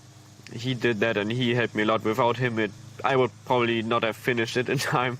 Definitely not have finished it. He made it possible, basically. And yeah, of course, Helge lent me the molds for the shell. All the inside stuff is all my design, or mostly my design. I designed.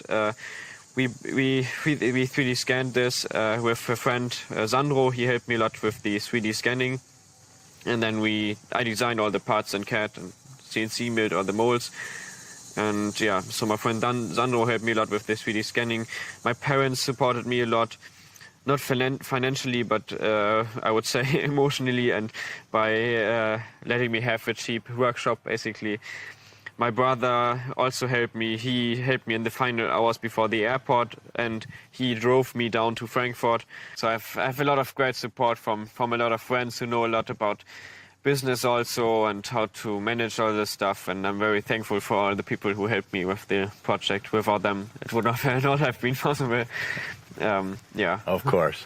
Great, Niklas. Tell us how people can find out more about Niklas Bostelmann. Yeah, so my website is very simple at the moment. I have written up a text about basically the project here. So there's a small overview about the project on my website soon. Hopefully before the video gets live, I'm not sure. And you'll see that in the description of the video below. So I think with that, I'm going to thank Niklas Bostelmann so much for joining us on the Laid Back Bike Report here in Ohio, actually at the headquarters. And it's been a privilege to meet you, and best of luck in your future endeavors. Yeah, Niklas. thanks. Okay.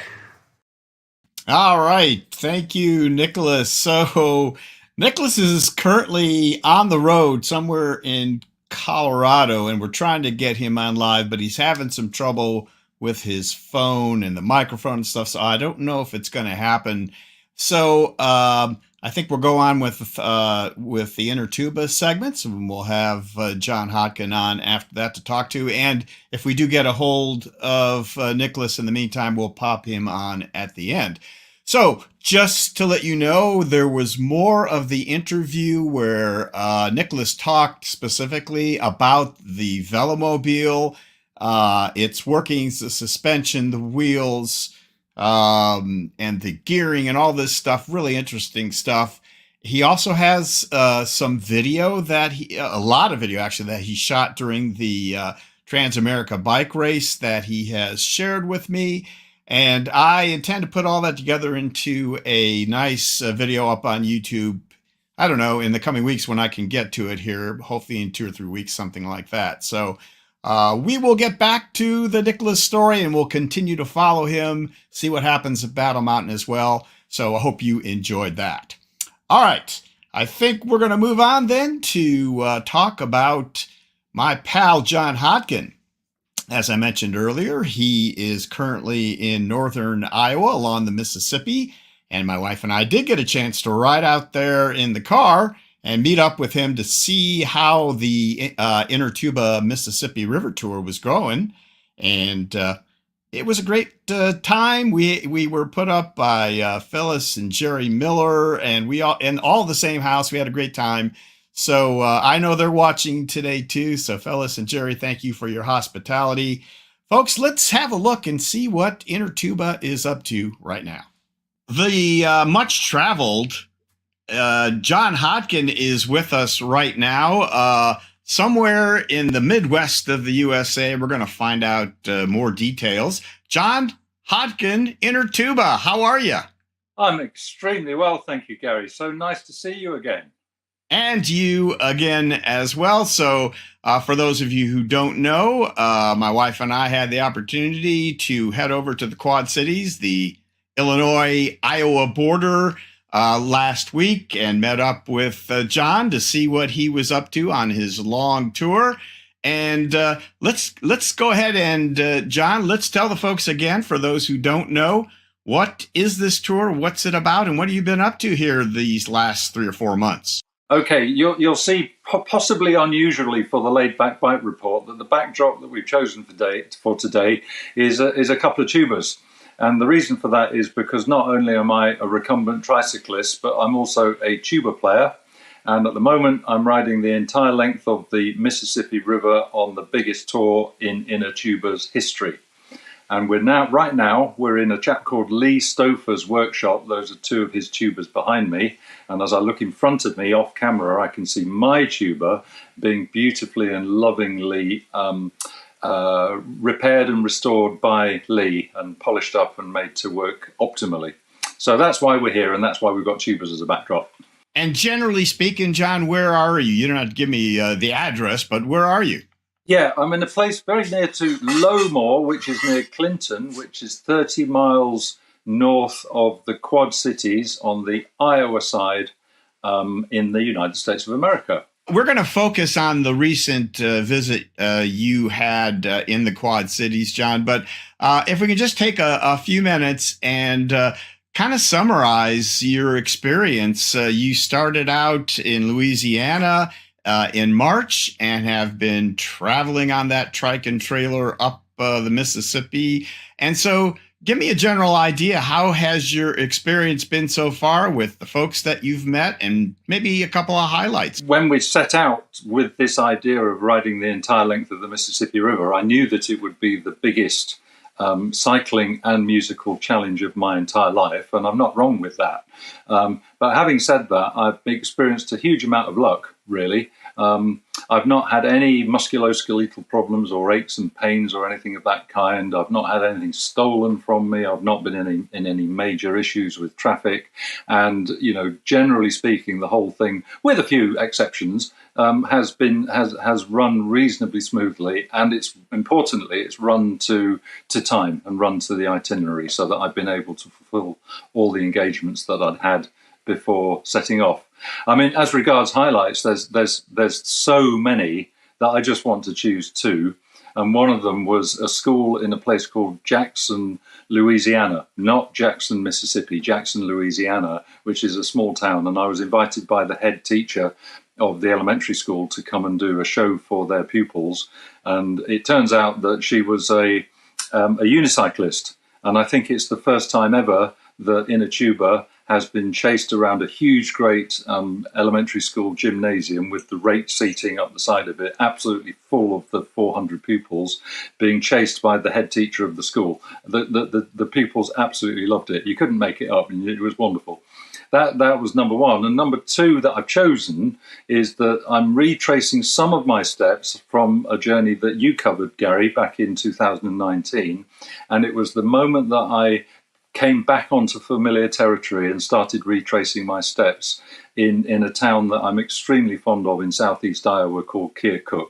And that was another highlight, to be able to retrace my steps and know what was around the corner and meet up with old friends, which I've been doing since then. Now, I'm guessing a third highlight, when all is said and done, of course, is going to be your visit, extended visit to the Quad Cities, where I joined you and participated in some of the events that you were involved with. So let's talk about the events, but maybe just before then, tell us about where you stayed. Did you pitch a tent right there on the Mississippi? What happened? No. Thank you so much for joining us in the Quad Cities, and we were all lucky. You know, you and Marilyn turned up, and you were avidly and ferociously filming and recording and so on, and we all stayed at these lovely people's house, Phyllis and Jerry Miller, over in Moline, and they just were open house to everybody the whole time, and they were so generous. And we said goodbye to them today for the last time. You know, so we were looked after like royalty.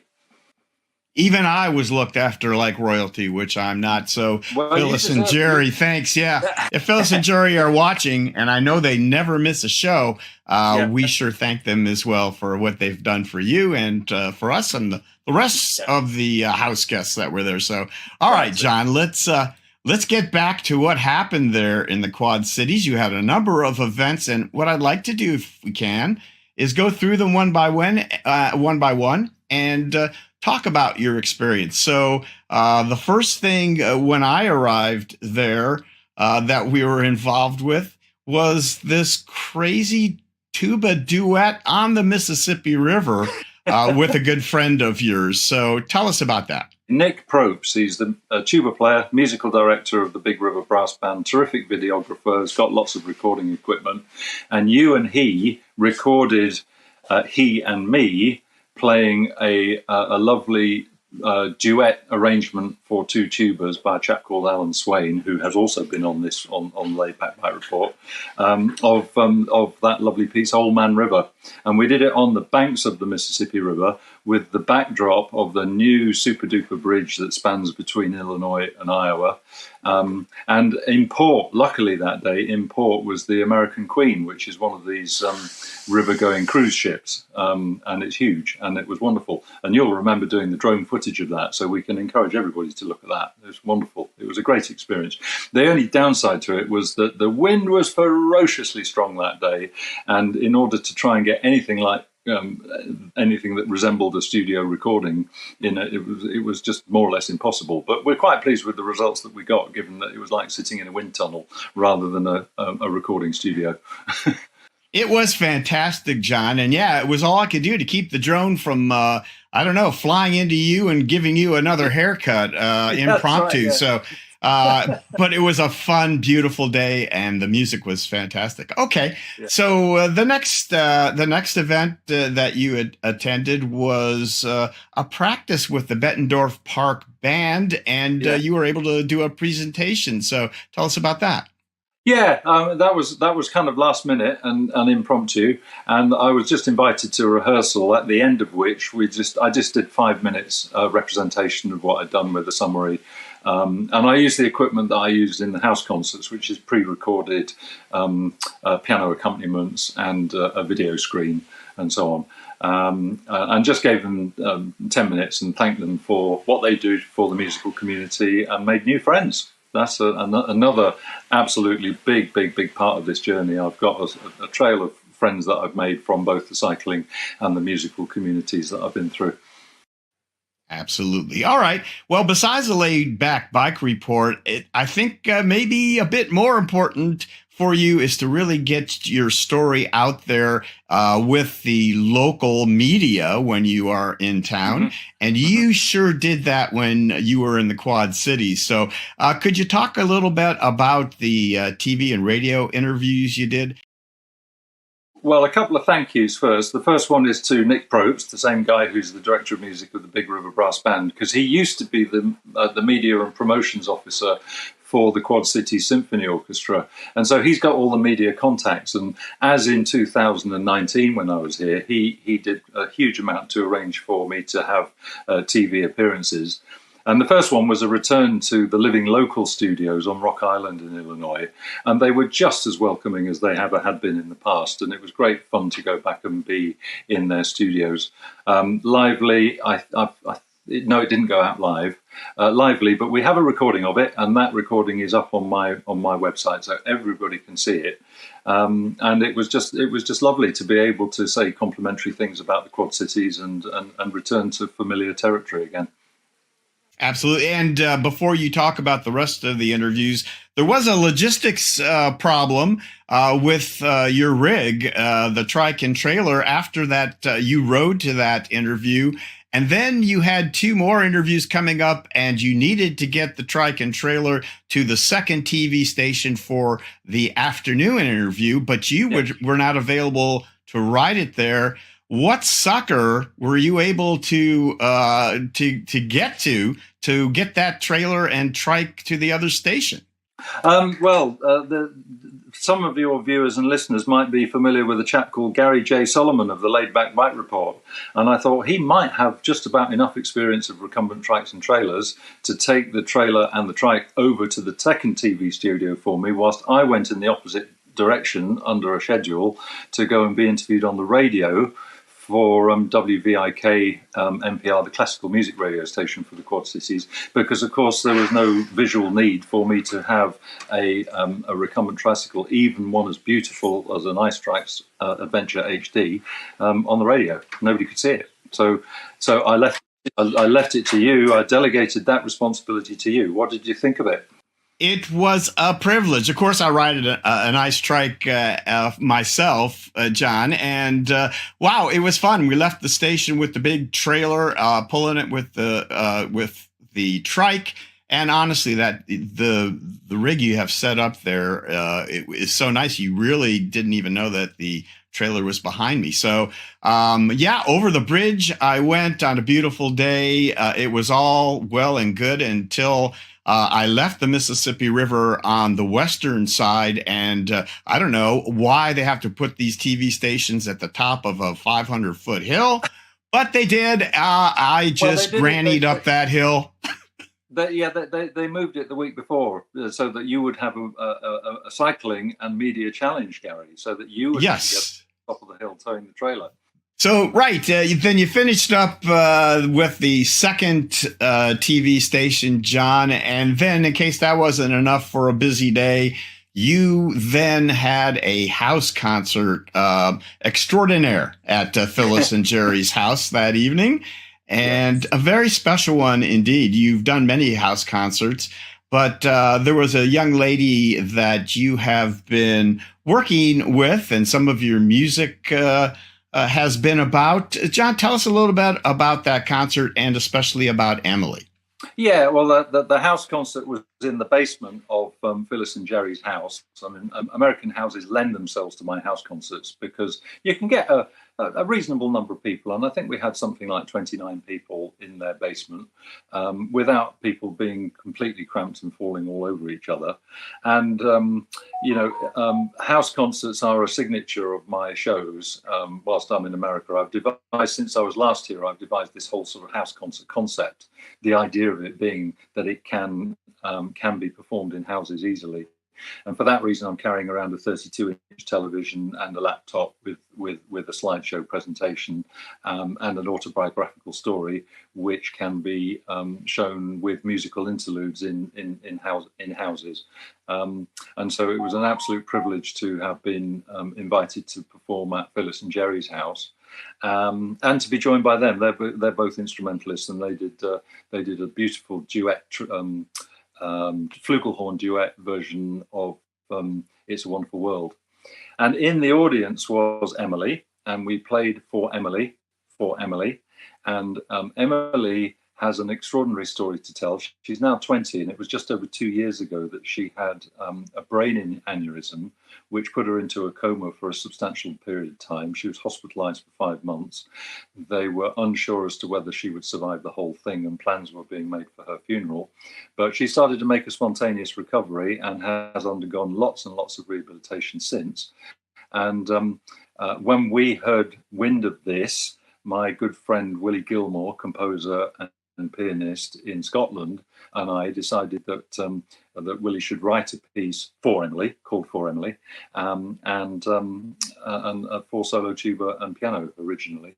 And we had the opportunity to play that for the first time in front of Emily, having met her for the first time at that house concert. So it was really quite a moving experience, the whole thing. Nice. It was. And it was lovely. And a great crowd, as you said. All right. So the next day, we had a lot of stuff to do, but a good friend of ours actually showed up, not unexpectedly, and he happens to be with you right now. Why don't we bring in Nick White and start talking a little bit? Slide over, Nick. There we go. There's Nick. Good to see you. Nice looking chapeau. I'll have to get one of those myself. Jon, let's start with you. Tell us a little bit about Nick and what in the heck he's doing there, what he's been doing for you. Well, Nick is just spellbindingly generous in his time and has been for about 6 months now. Nick is a highly accomplished musician. He's a retired high school band director and community band director, and he's conducted some fairly prestigious ensembles in America. He's an exceptionally good trumpet player. He's the most enthusiastic ice trikes recumbent aficionado that you could ever hope to meet. And he came he came upon me through social media and decided that he wanted to offer his help in the build-up to and during the tour. And in the process of that, we've become extremely good friends, and Nick, with his combination of skills, has facilitated a huge amount of things which otherwise couldn't have happened because he's had the time, but he can explain more. Well, I discovered Jon, as many people have, on Facebook, and so I explained when I arrived on Sunday in the Quad Cities that he and I have maintained a 7-month dating relationship online, but I had not yet met him until Sunday. So, there were certain uncertainties there, but everything is fine. Being in the fine arts and being used to being on stage, my role is much different, and I'm the backstage, out of sight person, and absolutely loving getting to know Jon and whatever little I can do to help him. And then since I arrived now, we have ridden together, and I'm going to be doing that for several different segments, coming up all the way up to Bemidji when he ends his tour, He is an absolute beast riding the roads with his trailer. There's very little I have to do to help him along on the road, with exception, occasionally I've had to remind him which direction to rotate the pedals. But once we got that underway, he was down the road. So it's just seeing the Iowa countryside with him and riding the Recumbents, just incredibly beautiful here. And what a privilege to work with him and know him. So truly, likewise, a dear friend. Likewise, Nick. Yeah. Great. Thanks, Nick. We appreciate that. My pleasure. Nice seeing you last week. All right. Where are you going to go backstage again? Now, there he goes. Yep, He's going off stage. All right. There he goes. Lowered down below the stage. There he is. All right. So let's continue, if we can, with a really probably the highlight for me while I was there. And that was the day of the Big River Brass Band concert.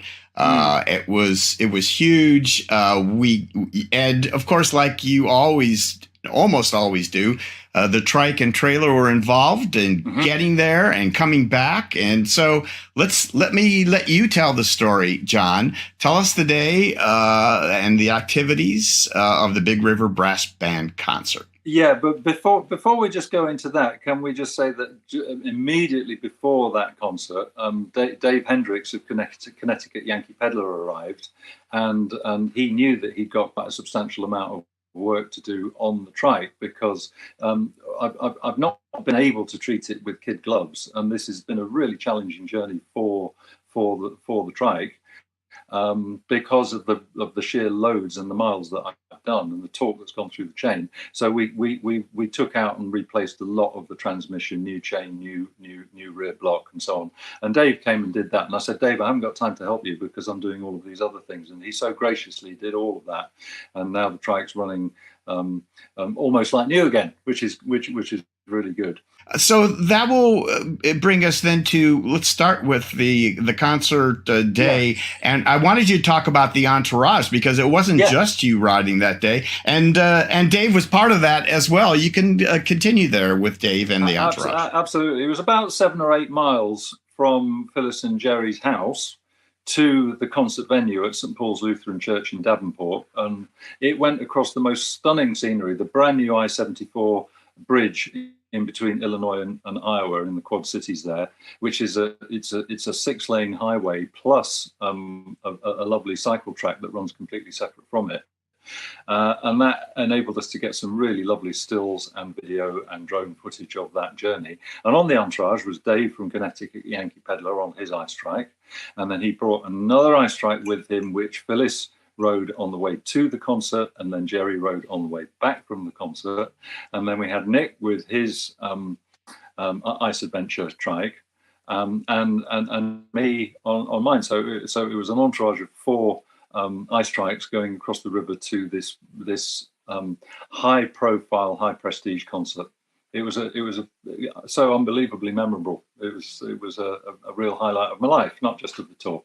The whole notion of trikes turning up at a brass band concert isn't incongruous at all. So take them anywhere, and you'll and they're pretty welcome. Yeah. All right. How about the concert itself, John? Can you describe your portion of the concert?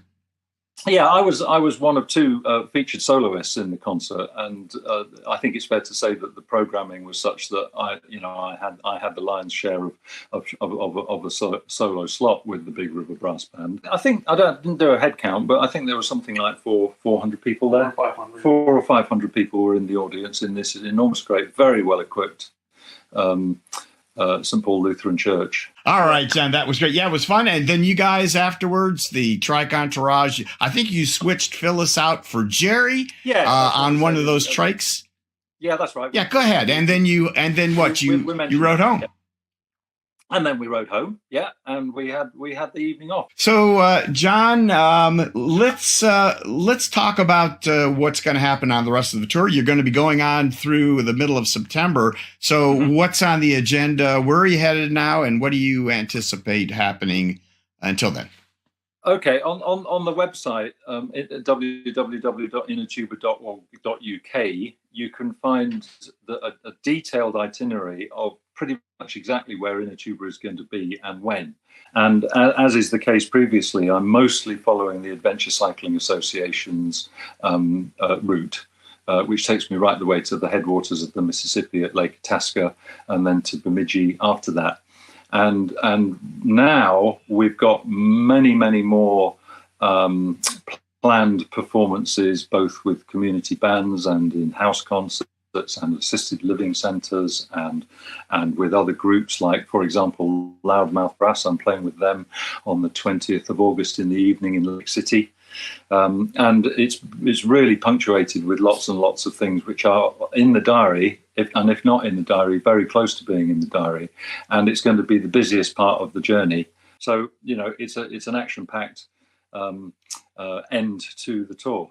Touch wood. Right. Yeah? And so if you, this is going to air in about a week, so you're still going to be on the road. If you're in the northern Iowa over to Minnesota area, and you can look up and see where Jon is. You want to come listen to a concert or have a house concert or ride with him a little bit, I know he'd be up for that. So yeah, absolutely. Yeah. Any final words, Jon? So just one last thing. We've got this is all about tubas and traveling with human power, and for the little leg of the journey in between Winona and Wabasha, my old friend Becca Coombs-Corley, who's a cyclist, she's currently riding Ragbri at the moment. She's going to come down and join me for that one-day leg, and we're going to perform together in Wabasha, probably Old Man River. And I persuaded her to borrow a trailer. She can borrow a Surly trailer to tow behind her bicycle, and she's going to tow her tuba. So there'll be two tubas, both being towed by human-powered vehicles, she on her bicycle, me on the trike. But we're actually trying to hatch a plan whereby we can get her a more appropriate vehicle, a better vehicle, with which to tow her trailer. Something like, I don't know, like something like you pull your trailer with, Jon? A recumbent trike or something? Something like a nice recumbent trike would be seemingly the way to go. When I first started in Innertuba back in 2000, I towed it behind a bicycle, and it really isn't the way to go. So we need to do what we can to get her. Yeah, you can't go wrong. Up to the day. Sounds great, Jon. All right, pal. So thank you so much for bringing us up to date. As always, we wish you all the best. You do some great work, Jon. It should be more appreciated. I hope more folks will follow and see you along the way. So you take care. We'll talk again soon. Yep. Well, I've just got to go now because my tuba is in a state of pieces, with Lee Stouffer about to get back to put it back together again in time for tonight's house concert, with all the valves and the slides all beautifully polished and cared for by a true professional. So let's close up now. It's a wrap. Let's do it. Break a leg tonight. Sounds good. Talk soon. Yeah. Thank you so Jon. much. Yeah. All right. In fact, we're talking right now. There he is. Hello, Jon. Hello. How are you, Gary?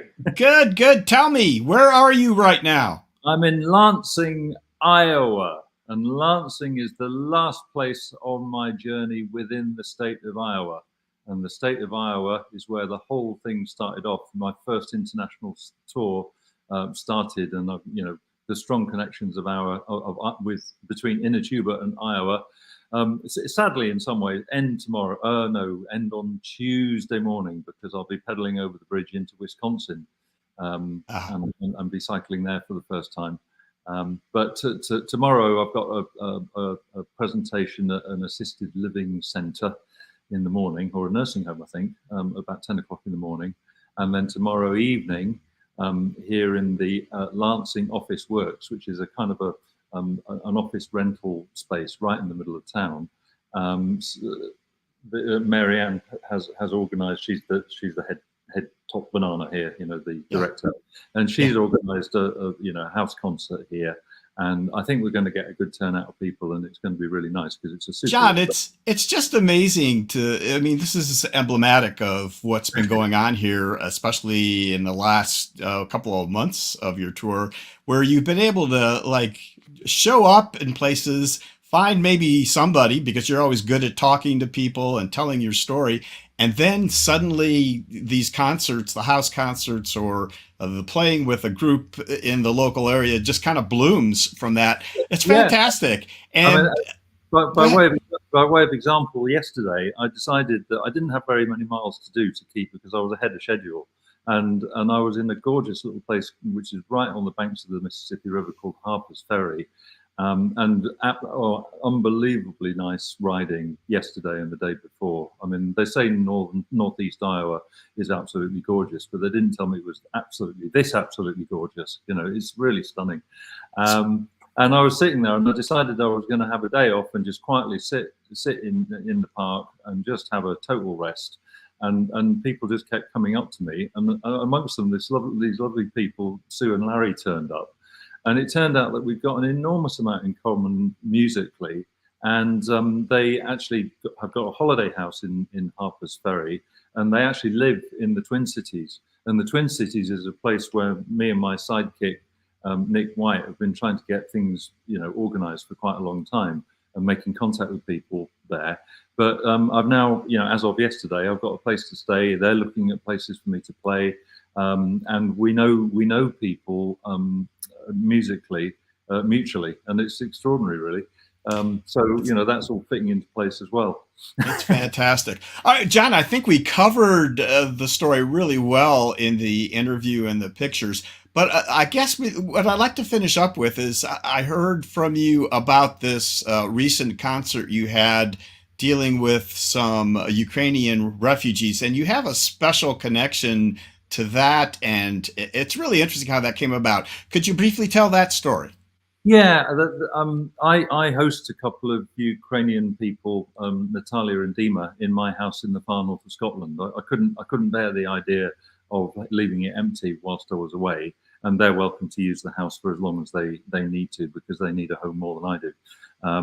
And so they joined us on live stream in a house concert which was hosted by a Ukrainian family in DeWitt, and Alona and Maxim put the concert on, and the audience was made up of more Ukrainian people, and they all had a chance to talk to each other before and after the concert, comparing what life is like being displaced people in America compared to being displaced people in Scotland. And there are now links that are going on between them, which is really good. And the same thing is going to happen tomorrow, because Marianne tells me that there's a Ukrainian community here in Lansing, and we're going to get them along too, and we're going to make sure that those links between the DeWitt people and the Kirkuk people from Ukraine and the Scottish people from Ukraine all carry on.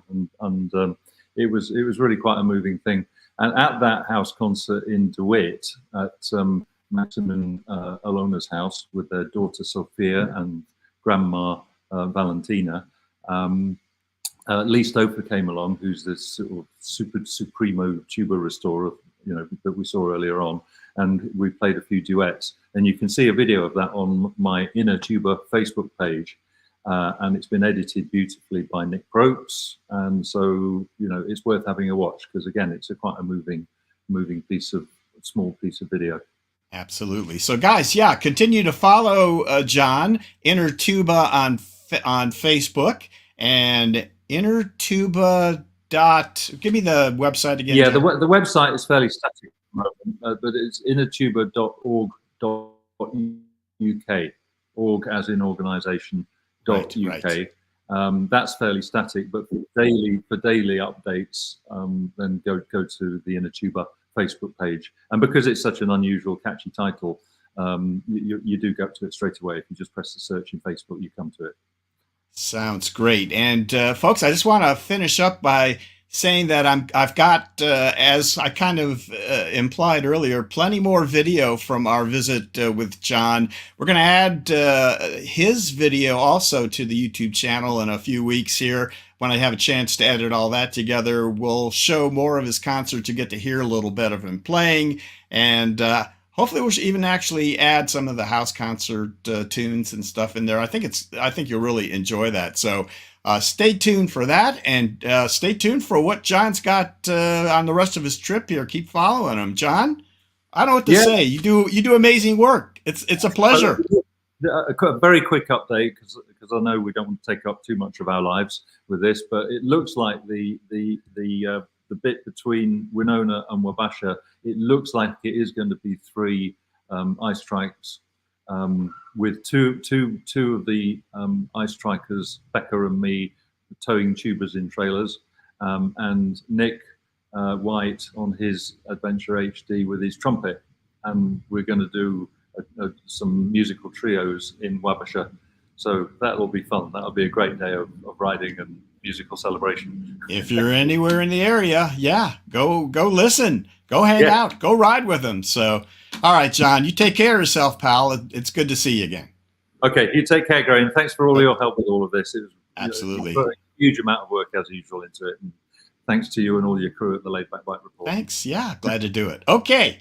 That was Jon Hodkin, and with that, we are going to move on to tell you that if you have a viewer submission you'd like to add to the Laid Back Bike Report, just email us at laidbackbikereport@gmail.com, and we'll see about maybe adding that to the show and share it with our viewers there.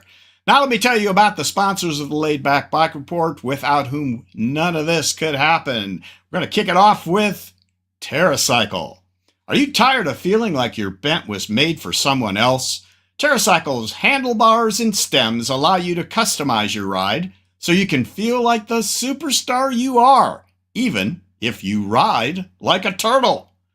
And Trailside Trikes. If you find yourself in Florida, near the Withlacoochee Trail, or in Knoxville, Tennessee, check out Andrew's shop and amazing crew. And TerraTrike and Greenspeed Trikes.